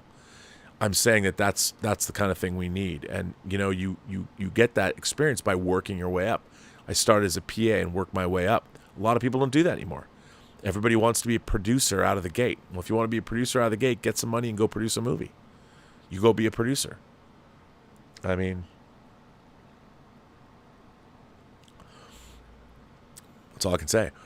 Number 3. Here is the third crisis that Hollywood is dealing with. Even Taylor Swift can't save theaters. Well, we'll see. We'll see what happens this weekend, won't we? Yes, ladies and gentlemen, Taylor Swift is in a theater right now, crooning away. I guess she can't be a crooner, can she? Because she's a woman. She's a what do you call a chanteuse? Would that be the different? If a man is a crooner, is a female a chanteuse? I don't know. Correct me on that one. It may be hard to believe now, but 2019, before COVID sent box office off a cliff, worldwide movie ticket sales hit an all-time high of 42.3 billion, including a near record 11.4 billion in North America. While domestic ticket sales eventually clawed their way back to 7.5 billion in 2022 and may approach 9 billion in 2023, studio executives are under no illusion that moviegoing will return to pre-pandemic levels. The theatrical business is still facing an epic existential crisis. There's a lot of research showing that some people are now sitting on the sidelines, says David Heron, founder of movie tracking firm The Quorum. It could be they became used to watching films at home, or that they're fearful of being closed in a closed, dark space. Whatever the reasons, they are real and meaningful, and the challenge for theatrical is how do studios make up for those losses? One veteran studio distributor has an answer. Trying to get back to 11 billion should not be the goal. The goal should be to have a leaner, meaner business that is more profitable for the studios. Movies catering to adults 35 and older, whether indie players or studio-backed films including the Steven Spielberg-directed The Fabelmans, are especially imperiled. An exception was Christopher Nolan's Oppenheimer, which has cleared an astounding 940 million plus globally. The film was no doubt helped by being part of the Barbenheimer phenomenon. Heron believes adults would come back in droves if the experience were better. Instead of investing in at-home popcorn or silver mining, AMC Theaters needs to invest in their theaters, he said. And I think they do. You know, they partnered up with Dolby, and the AMC Dolby screens are fucking phenomenal. I think the worst part, I mean, yeah, there's too many trailers. I wish people would do the ArcLight thing. Give me 5 trailers. 5 trailers is good. That's like a lot. I think there should be 3 or 4, but then a 5th trailer. That's a full meal of trailers, and then move on. The worst part about going to the movies is other people. The general lack of respect that the modern age has fostered in our civilization is shocking. You know, people used to understand that when you went out into public, there was a certain way that you would comport yourself. Because you're out there with a lot of other people and they're trying to comport themselves a certain way too. So when you go to a communal event like a movie or a concert, you realize that not everything was about you. You know, and I think that the worst things that I've seen in terms of behavior have been in movie theaters, the way people act toward one another. We have a real problem there's an amazing lack of respect. It's destroying the teaching profession. There's a lack of respect that kids have for adults of any kind. They don't believe they have to have any. There's no respect for any kind of authority or any kind of knowledge anymore. And hey, those chickens are going to come home to roost in 10 or 20 years. Or as younger people start getting older and trying to move into the workforce, and no one's going to hire them because they're fucking insufferable, and you can't be around them. But you see a lot of that in movie theaters, that people are incensed when they have their phones out, or obviously but the idea that they're so important that they would walk into a place where everyone is paid to go see a movie. And here's the thing. If you have to look at your phone during a movie, you're a fucking asshole. You're an asshole, because a phone can't come on without every person in that theater that isn't you looking at your fucking phone is going to see your phone light up. It is the most distracting thing in the world. Well, I have to look. I mean, if you have to get a message in the middle of a movie, you shouldn't be at that movie. Because who are you? But the thing is, this is the world we live in. People have no problem disrupting the experience for 500 other people.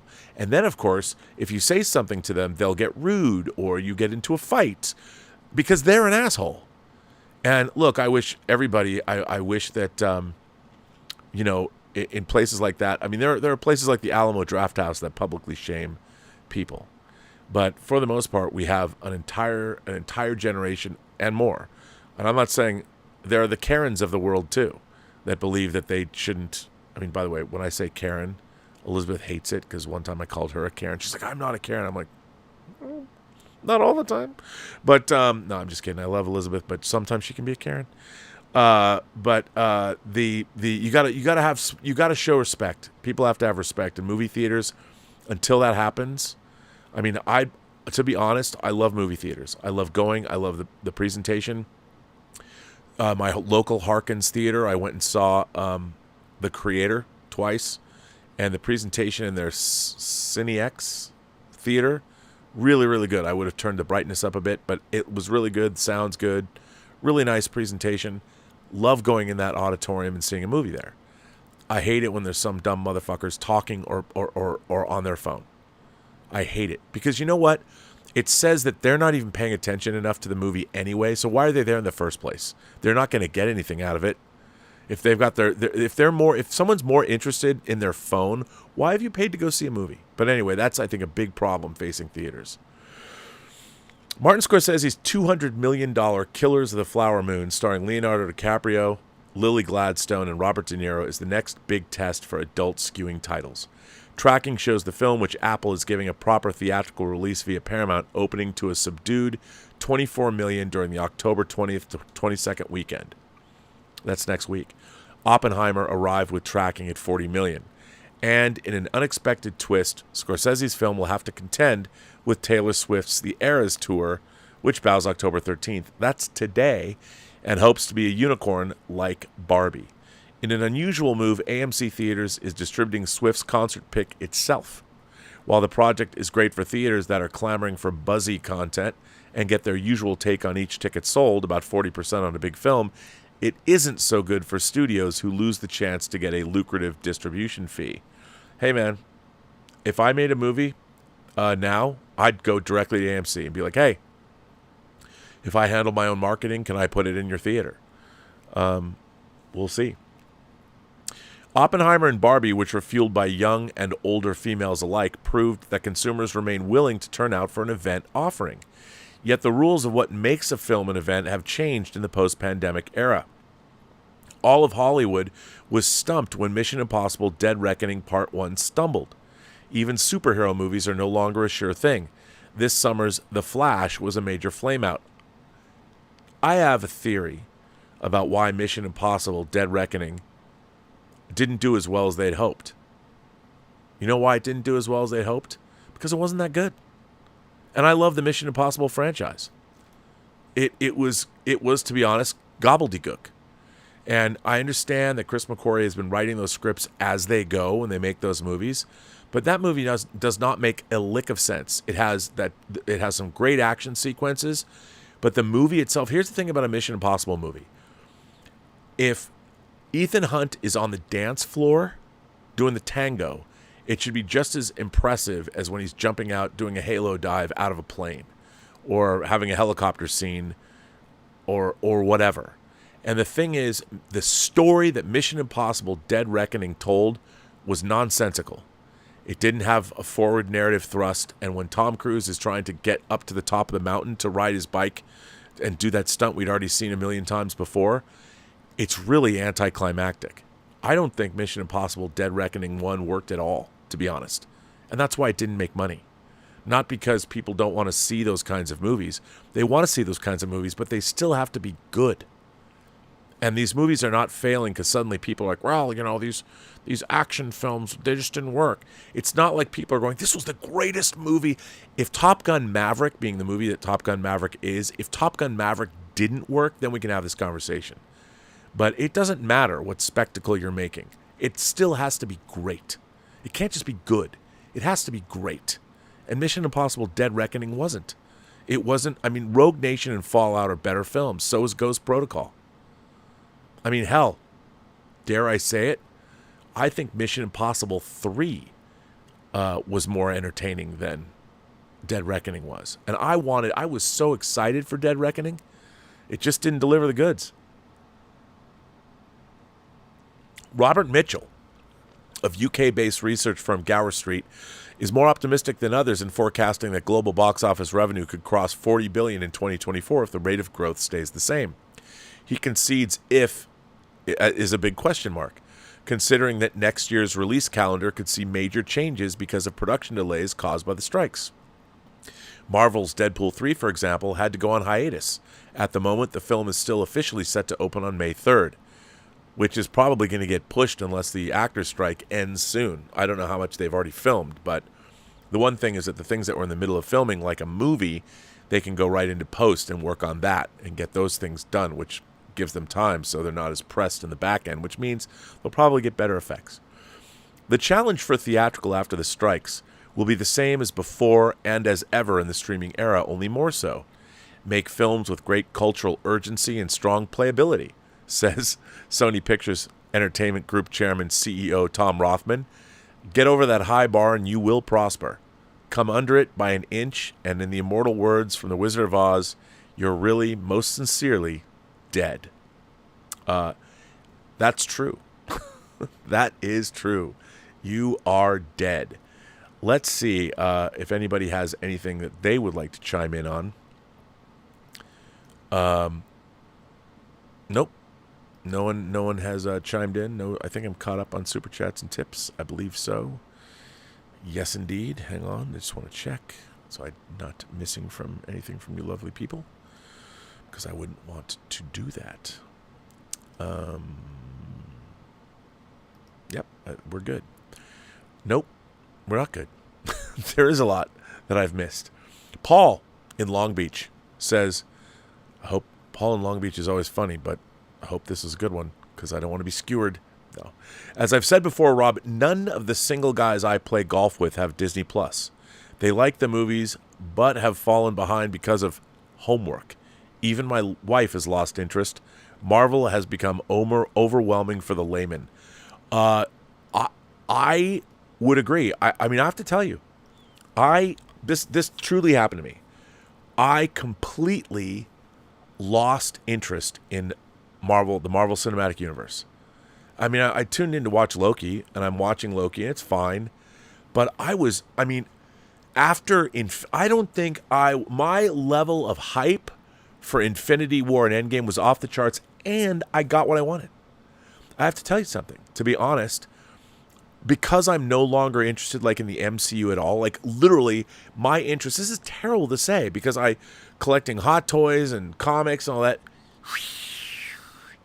it's gone completely off. I have no interest. There is not one like Marvel's. I am interested in seeing, I can't wait to see, to be honest, Captain America New World Order, only because I like Captain America, I like Sam Wilson, I like my hot toy and all that, but honestly, I'm not, intellectually I know I want to see it, but I'm not excited for it, because why should I be?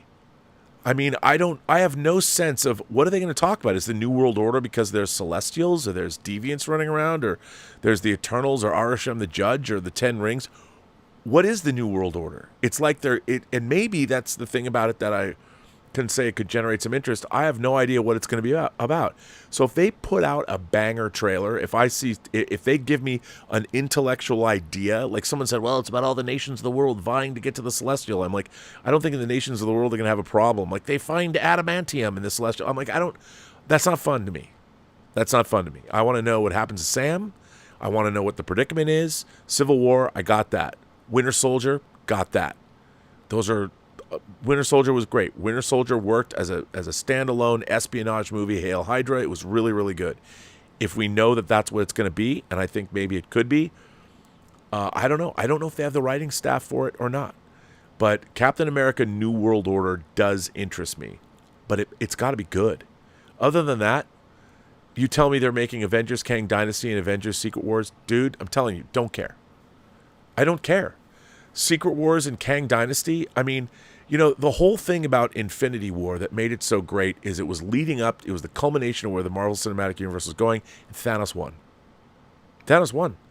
The fact that, I mean, when you see that and he wins, and then, of course, Endgame opens, and I don't think, in terms of a fantasy sequel, it's funny because I would say actually both of these things. Batman v Superman Dawn of Justice, when you see the replay of Man of Steel, but you see it from Bruce Wayne's perspective when he goes into Metropolis, that's certainly one of the great openings of any superhero movie, because it was unexpected. I'm like, that's how they introduced Bruce Wayne. and it's fucking Ben Affleck in a 3-piece suit without the third piece. That was such an audacious opening, and you knew you're watching a guy in a suit. You're like, that's fucking Batman. It was awesome. Loved it. And the other opening that I think might be the greatest in terms of setting up where they left off, the opening of Avengers Endgame with Hawkeye's family. I'm getting chills just thinking about the first time I saw it. Because I went into Endgame completely spoiler free, and when that comes on, man, and you're watching, you're going, oh fuck, and then it's just quiet, and Mr. Fantasy starts playing over the Marvel logo. I'm like, that was fucking peak. The end of all of Infinity War. I mean, that whole opening when all the heroes get together, you have Thanos killing Loki on the ship and the Hulk getting defeated. But I mean, this stuff was awesome. It was awesome. It was so good. And these are I know that people talking around, Rob, there's so many plot holes, and they go, whatever. It's a giant, huge crossover, and it was awesome. Both of those movies are awesome, but they knew what they were doing. I was like, I had no idea how they were going to open Endgame, and when I saw what they were doing, I mean, I'm thinking about it now, chills, because they really knew what they were doing. They were on their game. Marcus and McFeely, I don't know if they were always, but they knew. Those guys, they're the writers. They're fucking great. Those movies are great. I mean, Marvel now, again, I don't know who are in the Avengers. They're making Avengers Kang Dynasty and Avengers Secret Wars. I'm like, even though I know nothing about them, I don't care. I didn't even care about Secret Wars, both Secret Wars, the modern Battle World Secret Wars and the original Secret Wars that was made to sell toys. It was not nearly as cool as Crisis on Infinite Earths was. I don't care. In Kang Dynasty, it's not going to be anything like it was in the comic, which I understand Age of Ultron wasn't like the comic either. But here's the thing. I mean, I think Age of Ultron, of all the Marvel Cinematic Universe movies, has aged perhaps better than all of them. It just keeps getting better and better every year, but people don't know. They don't know. Completely. So, Paul, I think we've all lost interest. I mean, we want it to be good, but you know what? Interest is only one great show away. If they show us a trailer for Captain America: New World Order and it's awesome, everyone's back. Everyone's back. But it has to be awesome. And I mean, I'm intrigued by the title. Captain America: New World Order. That's a banger of a title. I better live up to that, because if it doesn't, I don't know. If Captain America: New World Order isn't great, and when I say great, they're in real trouble. The Marvel Cinematic Universe is in real trouble. And I think Deadpool 3, which isn't really an MCU movie. I know it is an MCU movie, but it's going to be kind of a lark with Hugh Jackman and crossing over and all that. But that could make a lot of money, but it's going to be an outlier, like Spider-Man: No Way Home has become an outlier. And it made a shit ton of money, but it was kind of unto itself.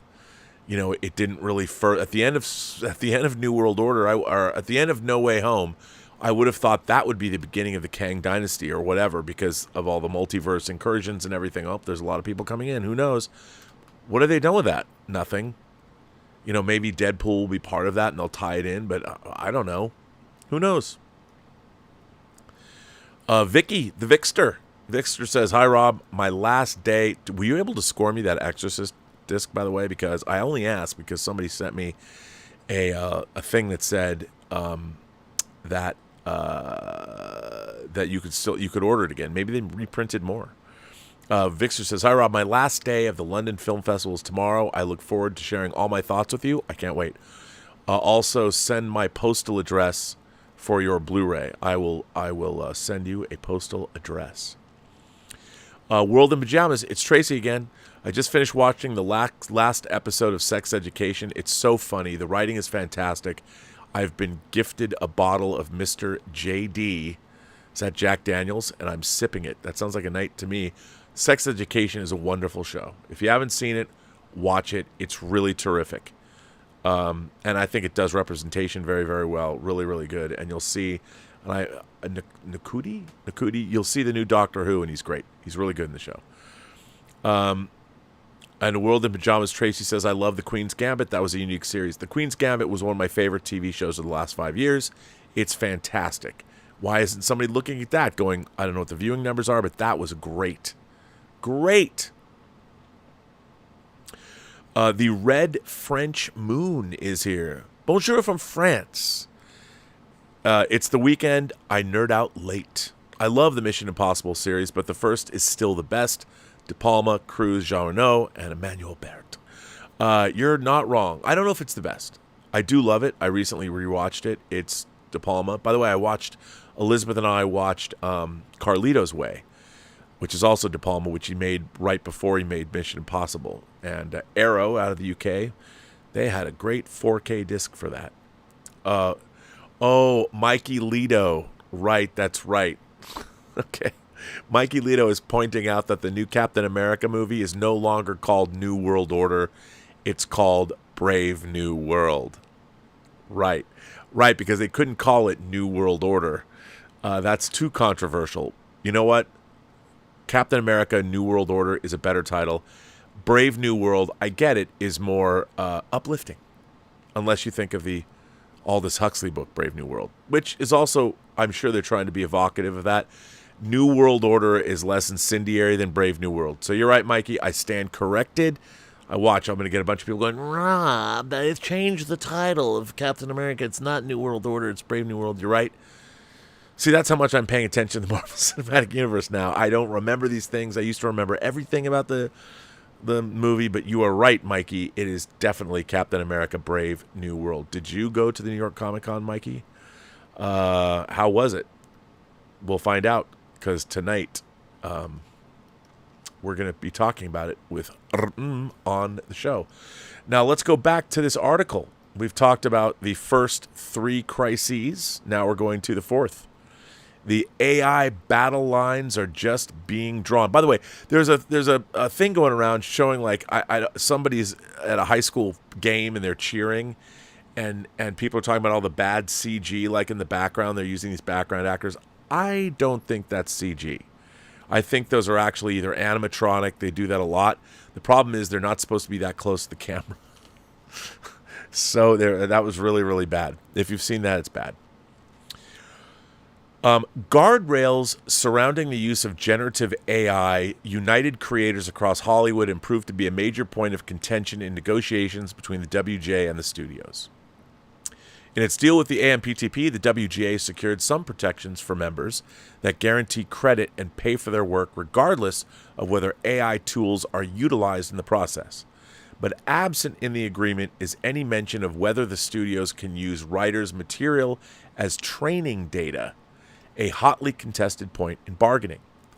The recently ratified WGA deal, which acknowledges the legal landscape as uncertain and rapidly developing, says that both sides reserve all rights to pursue litigation on the issue. It appears that studios maintain that they are allowed to do so and plan to follow through. The companies have, they claim, some ongoing copyrights in using our material, negotiating committee co-chair Chris Kaiser told the Hollywood Reporter on September 27th.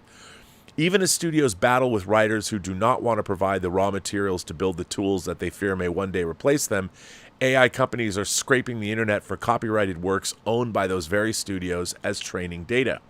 This is happening as artists and authors are suing such companies as OpenAI and Meta, alleging that mass-scale copyright infringement is fueling their AI ambitions. Let's make no mistake, it is. One question at the front of writers' minds, why aren't studios allying themselves with scribes and against AI firms to oppose what could constitute the pilfering of their material in violation of intellectual property laws? Studios own most of the copyrights on their works because of their relationship with writers as work made for hire. They may choose to step off the sidelines and join the legal fights that will decide the legality of using copyrighted material as training data. Studios should be protecting copyrights, says one WGA member. That's their work, too. This person notes this is in the studio's interests, as they will never be able to compete with a Google or an OpenAI or Meta, adds Darren Tratner, an entertainment lawyer who represents actors, directors, and writers. The studios could align themselves with writers because there's a common interest. In the not-too-distant future, AI companies might turn to competing with the studios by deploying generative AI tools to pen and polish scripts. I think it's going to be exactly the opposite. Right now, from what I've seen, AI can churn out stuff, but you need a human being to finish it in a big way. So it's great. I mean, AI right now, I've played with it. You can write first drafts of things, but you can't.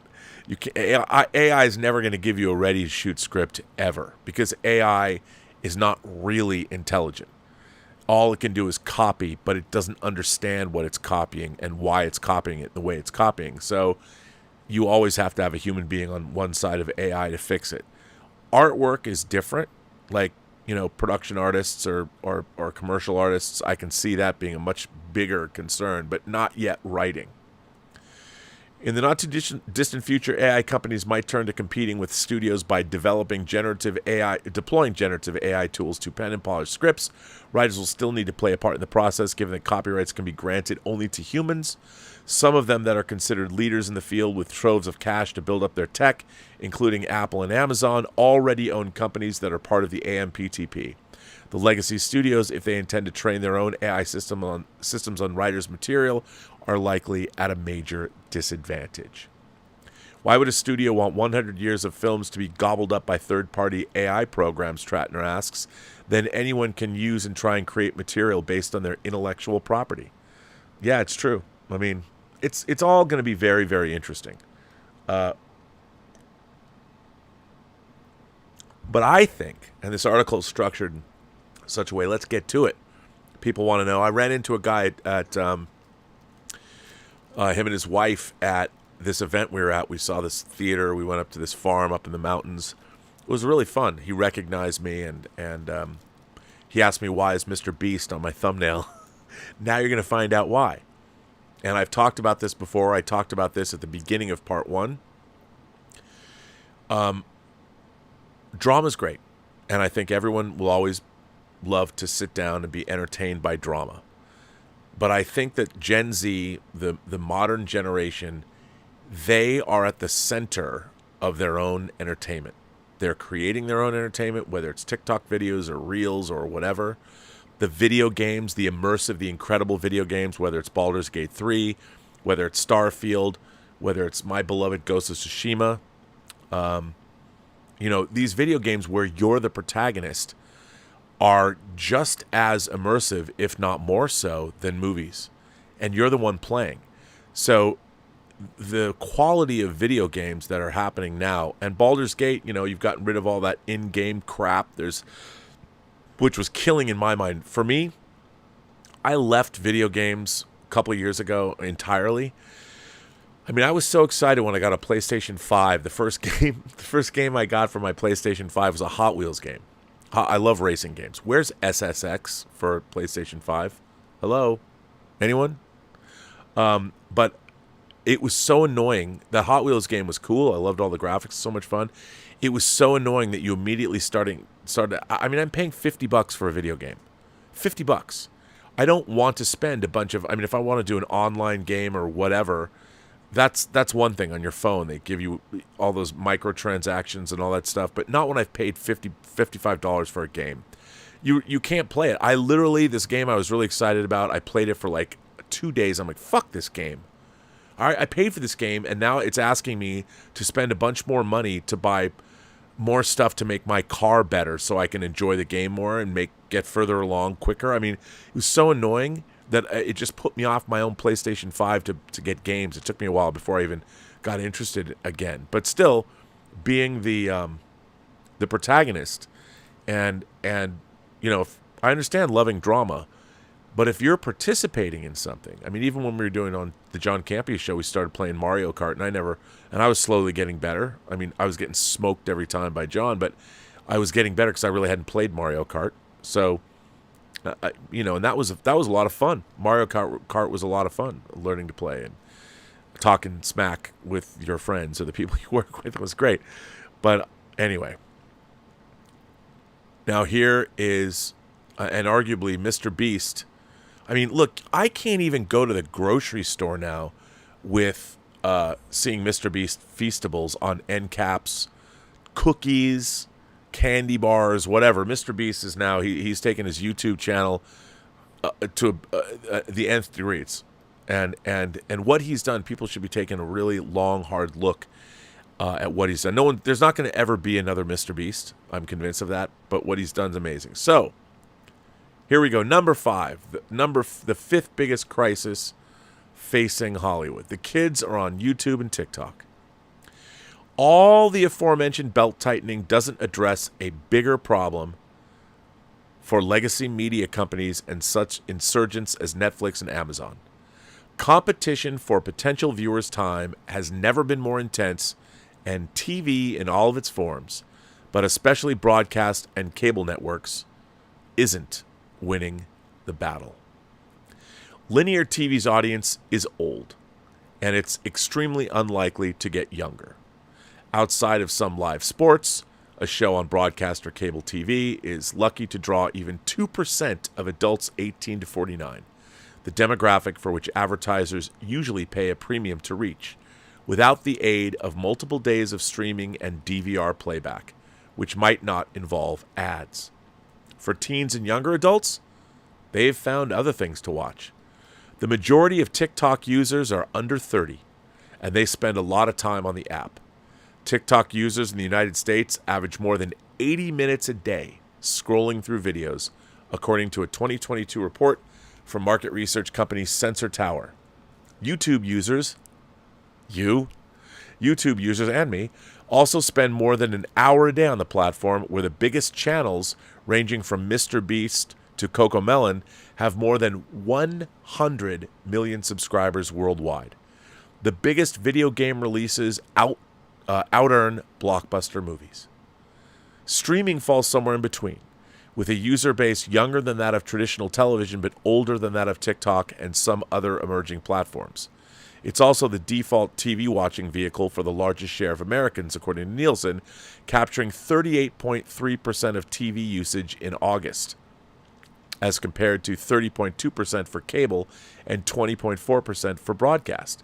This means that such companies as Disney, Warner Brothers Discovery, Paramount Global, and NBC Universal are investing billions of dollars chasing bigger pieces of that 38%, of which YouTube and Netflix regularly make up almost half.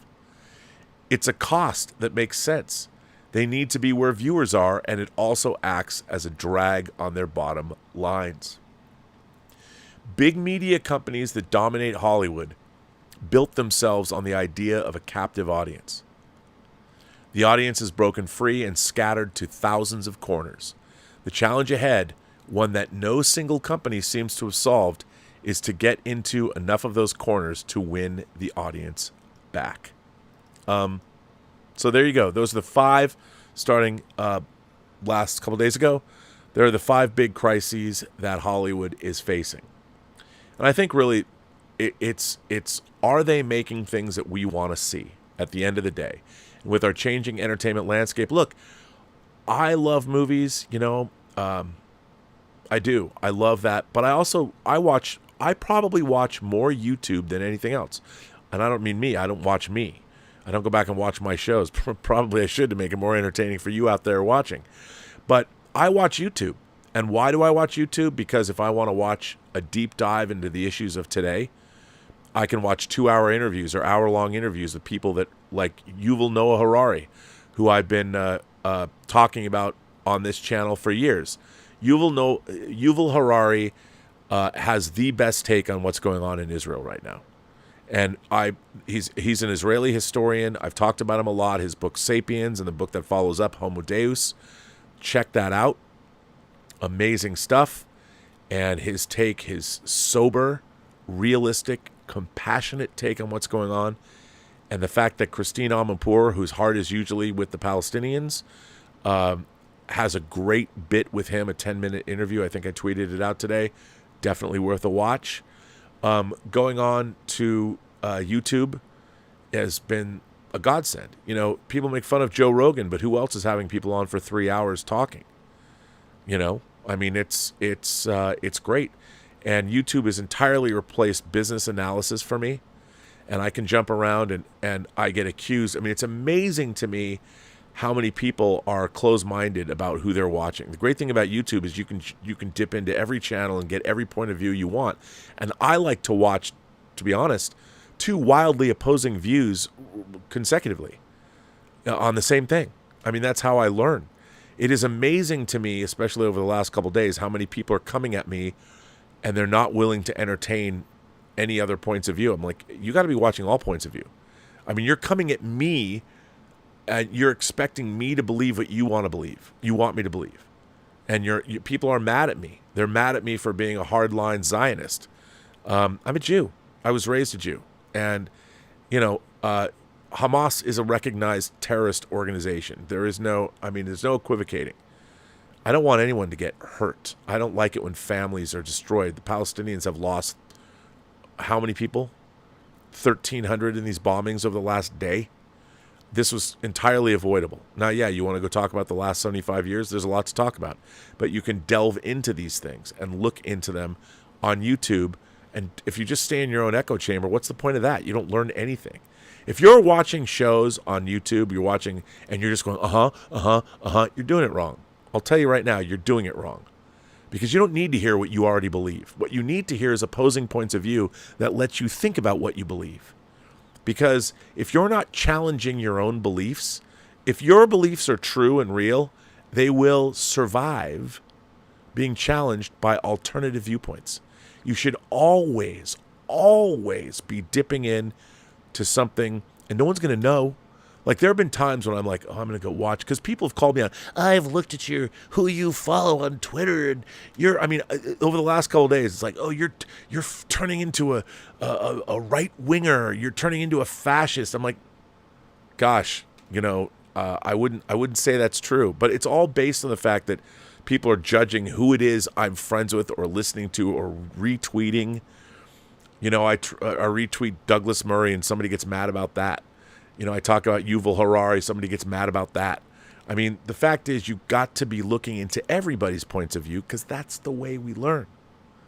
It's not going to kill you to go in and find somebody. Just try it as an exercise. Go watch somebody that you probably thought, there's no way I would ever agree with this person. And indeed, you still might not. The person might continue to be a monumental douchebag. Or maybe you'll learn something. That's what YouTube's great for. No one's going to know.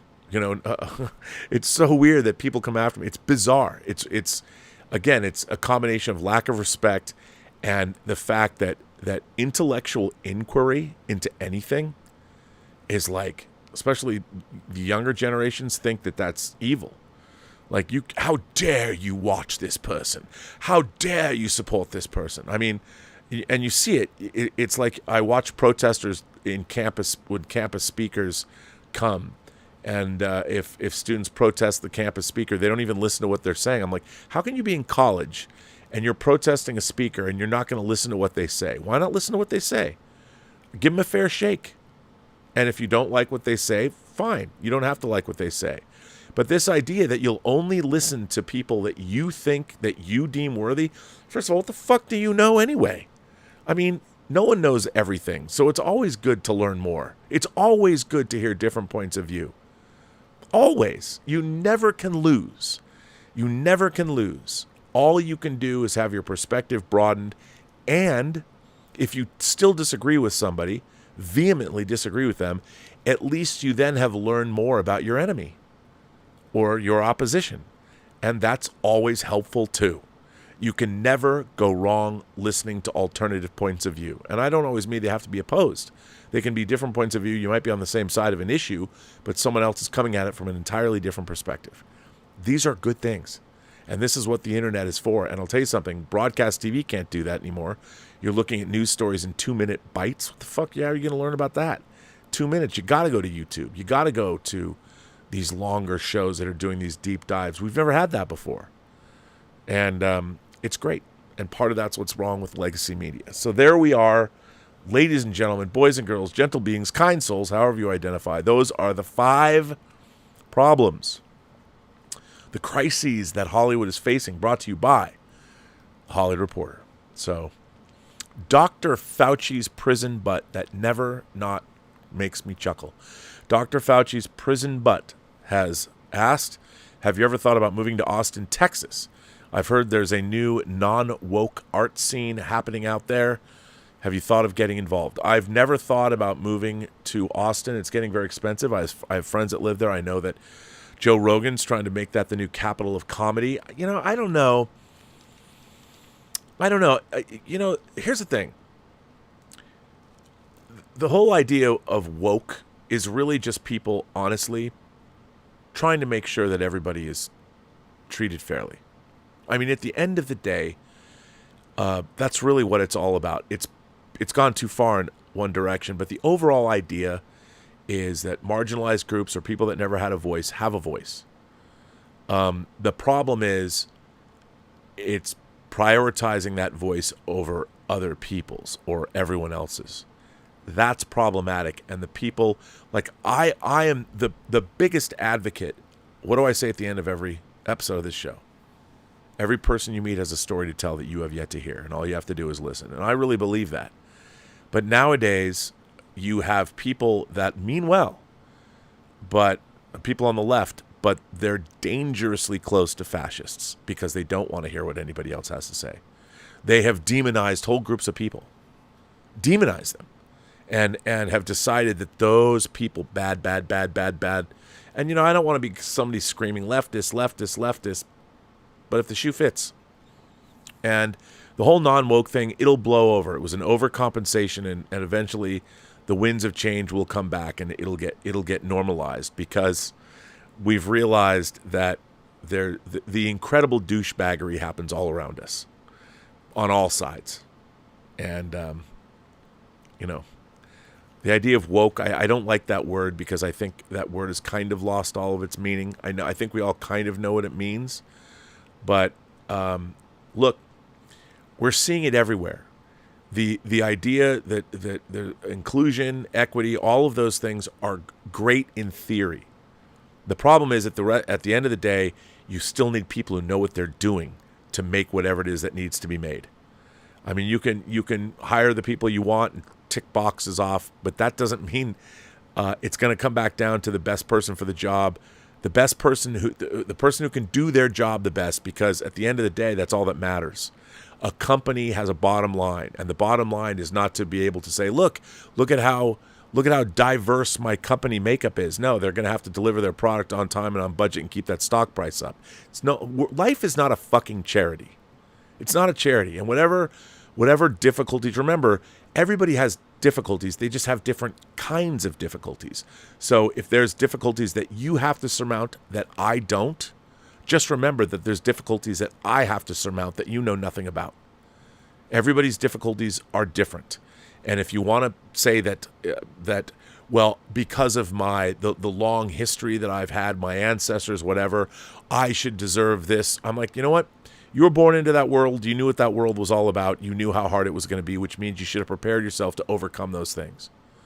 Life's unfair. Life is an ever-churning charnel house of death and destruction and horror. And it's not going to get better. And to think that you're going to find some easy path, or because of a group that you're born into or whatever, that you're going to have some easy way to get to some goal, you're dreaming, because that's never going to happen. You have to figure out, despite all that, how are you going to succeed? You know, it's the old Rocky adage. It's not about how hard you can get hit. It's about how hard you can get hit, get knocked down, and get back up and keep fighting. And it's always been that way. And I think that there's a huge component of people that expect special dispensation from the world. If you expect special dispensation from the world, let me tell you something. You're going to get hit in the face, and no one's going to care, because the world is a rough and tumble place. And this idea that you're going to somehow manage to make the world at large a more easier place, that you want to have your personal identity acknowledged by everybody, fuck that. They're not going to acknowledge it. And you're going to constantly get hit in the face. The fact is, you need to prove to the world that you're great, despite whatever it is that you have a problem with, or whatever you have to surmount to do that. Because the world isn't going to look at you and go, you're great. You have to take it and earn it through hard work, creativity, cleverness, subterfuge. You have to figure it out. And I think it's weird that everybody expects the world we have to make the world a better, well, we do. But you know what? One day the sun's going to go nova and destroy this planet in 8 minutes. And, that might come tomorrow. Did you ever see the Nicolas Cage movie, Knowing? What a bummer that was. There's a movie with an ending. But, I mean, that's just the way it's got to be. And live an extraordinary life. I think that's the real key to it, is live an extraordinary life and figure out what it is you want to do and be and go do that and be that. And don't expect help from anyone else. Know that it's going to be a long, hard road to travel, and it ain't going to be easy, and you're not going to get there. You're going to need help. You're going to need people to help you, and find those allies and hold them tight and make sure you don't betray them, and they won't betray you, hopefully. But it's rough, man. And Hollywood certainly is not the place to come if you expect an easy road to travel, because you're not going to get it, unfortunately. And there's nothing wrong with that. Nothing wrong with that. So,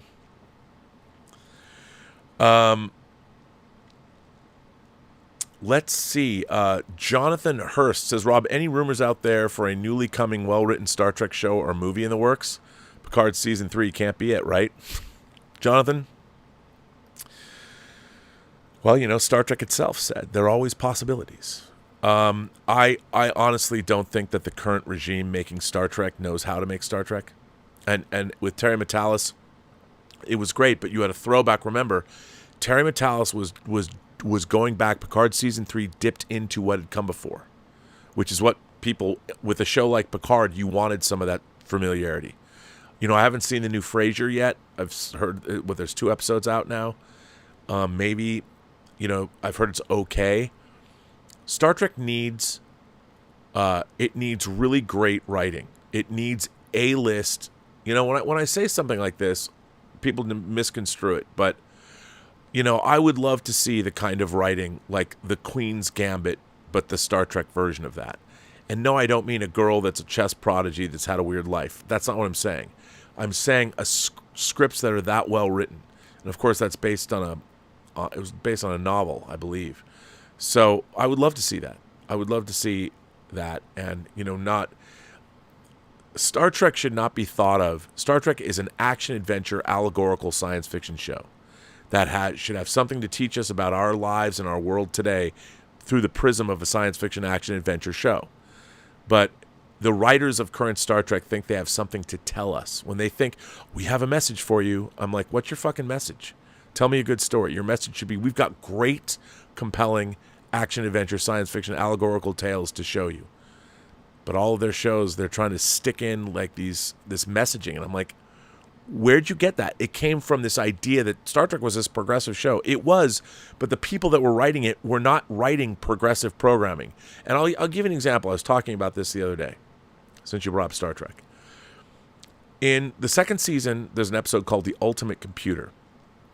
And I've talked about this before, but they introduced the character of Richard Daystrom, who is the father of Duotronics, which is the computer systems that run the starships that are in the Star Trek universe. He's shown as being, we meet him, and he's the most storied creator. I mean, he's their Elon Musk or Bill Gates or Steve Jobs or whatever, even though those guys, I know they weren't actually the designers. But Richard Daystrom is like the most smartest guy in the world, smartest guy in the universe in terms of the Duotronic circuits and computers and all that. It was the 67-68 season that Richard Daystrom was introduced. They cast William Marshall, a black man who later became Blackula. They cast William Marshall. Did somebody say that, the smartest man in the Federation, we cast a black actor? No, because at the time, there were a lot of people that resented that.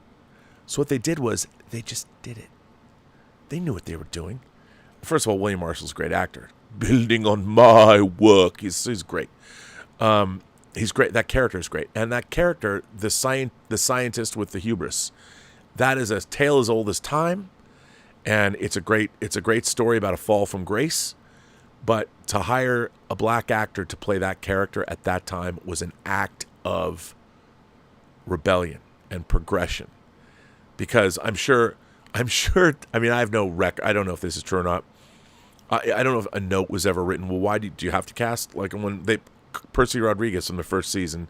He's the head of a starbase, and he prosecutes our main character, and he's a black actor too. Really handsome guy with a great, incredible voice. And it's like they were casting these people. I'm sure that there were people in the network going, do you really have to? But that's true progress. You don't call attention to yourself. You don't go and talk about how you're going to use Star Trek for messaging. You just fucking do it. And you let the audience figure that shit out. Everybody today wants a pat on the back, performance. I want a like because of my ideas. Give me a like. Real people don't need those things. They just do what they do. And they allow their work to speak for itself. They don't have to go out and, we're going to use the messaging's more important than the shows. No. Great storytelling is the most important thing. It's the most important thing. If you're making dramas, you're going to tell stories, you're the legitimacy. Let me tell you something. All great fiction is full of truth. All great fiction is full of truth.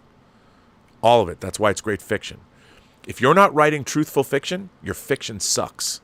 And we're getting too much of it, especially in Star Trek. Your fiction sucks.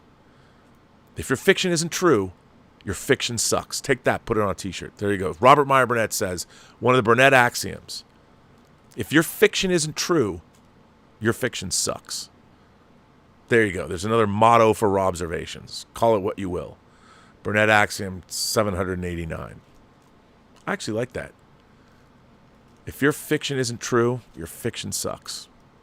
All right, I'll take it. See, I've just impressed myself.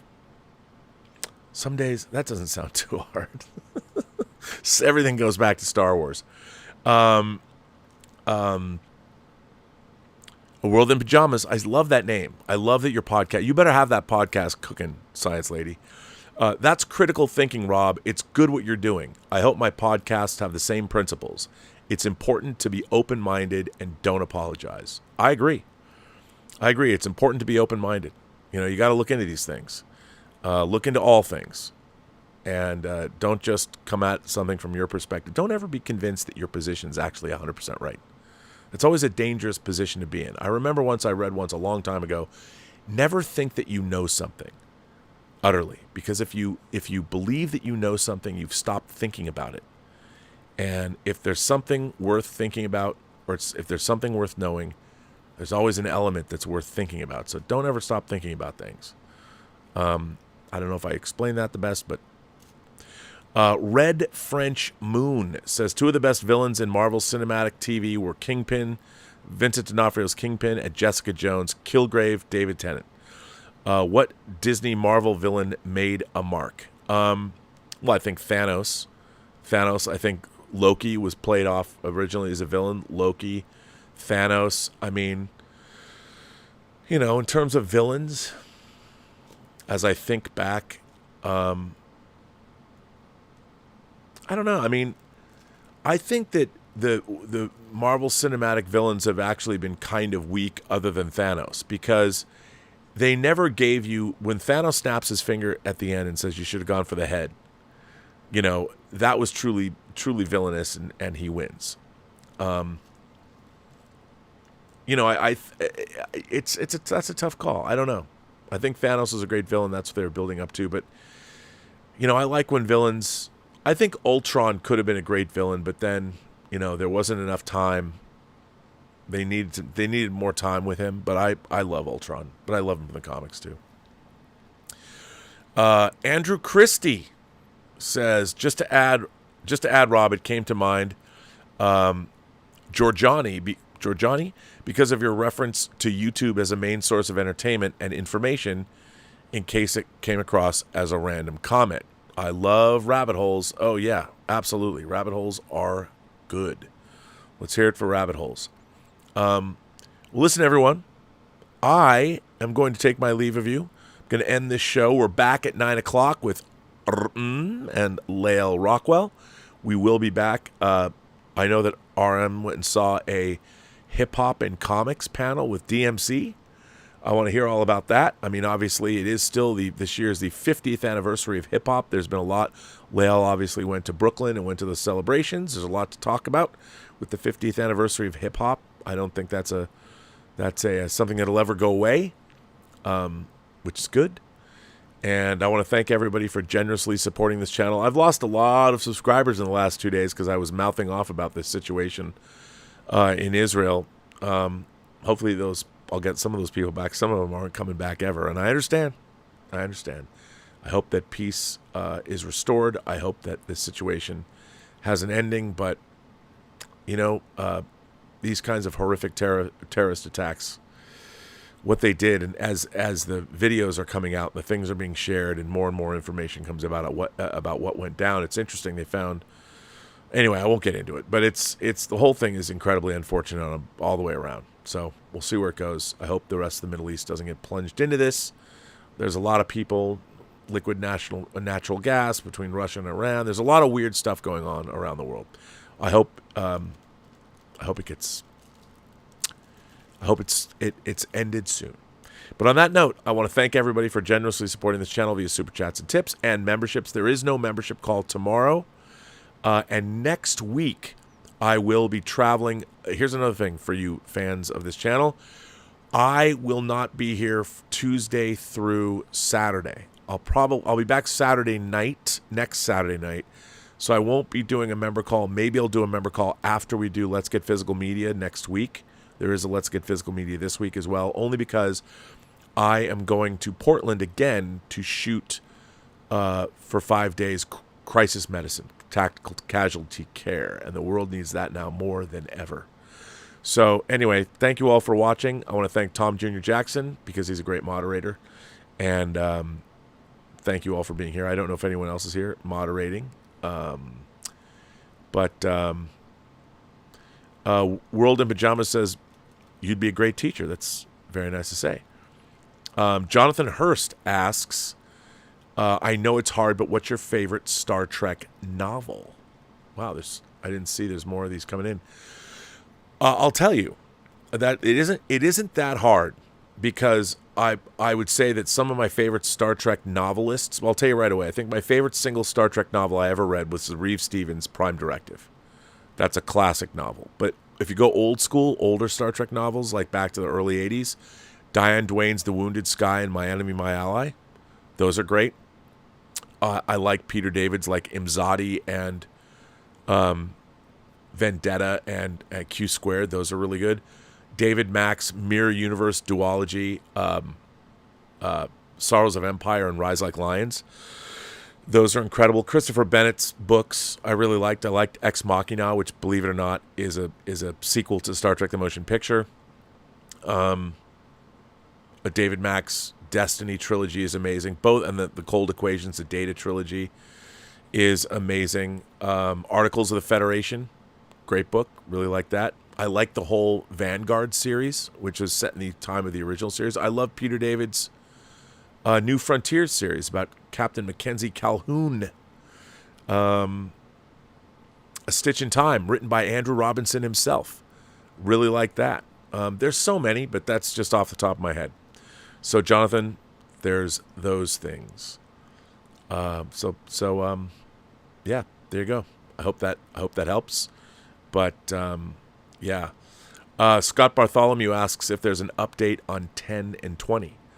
Not yet, only because we've been doing this. The project that I announced. If you did not watch the Max Allan Collins story, the show I had him on, we announced our audio drama.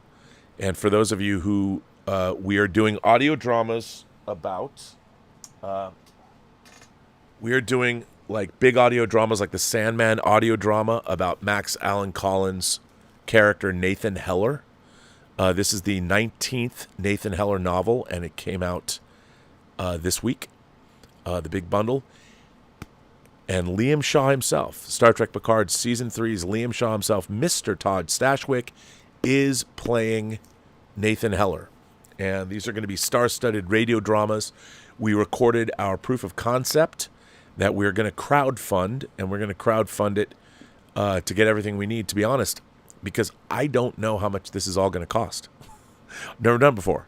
I've never budgeted out one of these things, so we'll figure out. That crowdfunding campaign's probably going to launch in a month. I would say in November 15th, and we'll carry it through for 2 months, through the holidays and everything.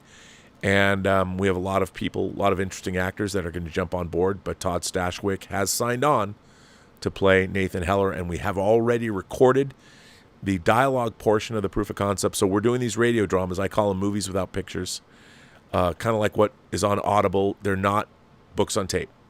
These are full-on dramatized. It's like the CBS Radio Mystery Theater. They're all going to be mixed in 5.1 and Dolby Atmos. There'll be a physical media component to all of this stuff. I'm taking Todd Stashwick to Chicago because Nathan Heller is set in Chicago. We're going to shoot him where he grew up and show us where his haunts were when he was a young actor. And he's going to sit down with Max Allan Collins, who took over the Mike Hammer novels from Mickey Spillane. And Max Allan Collins, who writes all these books. His TV series Quarry, that was on Cinemax, was also based on his books. And he has now made a deal with Skydance to do a Mike Hammer movie. He's the executive producer. So Max Allan Collins has teamed up with myself in our new company, Imagination Connoisseurs Unlimited, and Todd Stashwick is starring as Nathan Heller in these audio dramas that we are going to be producing. So there you go. And as I said, we've already started on the first one. We've already recorded the proof of concept, and we're going to be doing more with that. So stay tuned. And that's it. So tune in a couple hours. I'll be back in 2 hours for Midnight Musings. And remember, every person you meet has a story to tell that you have yet to hear. And all you have to do is listen.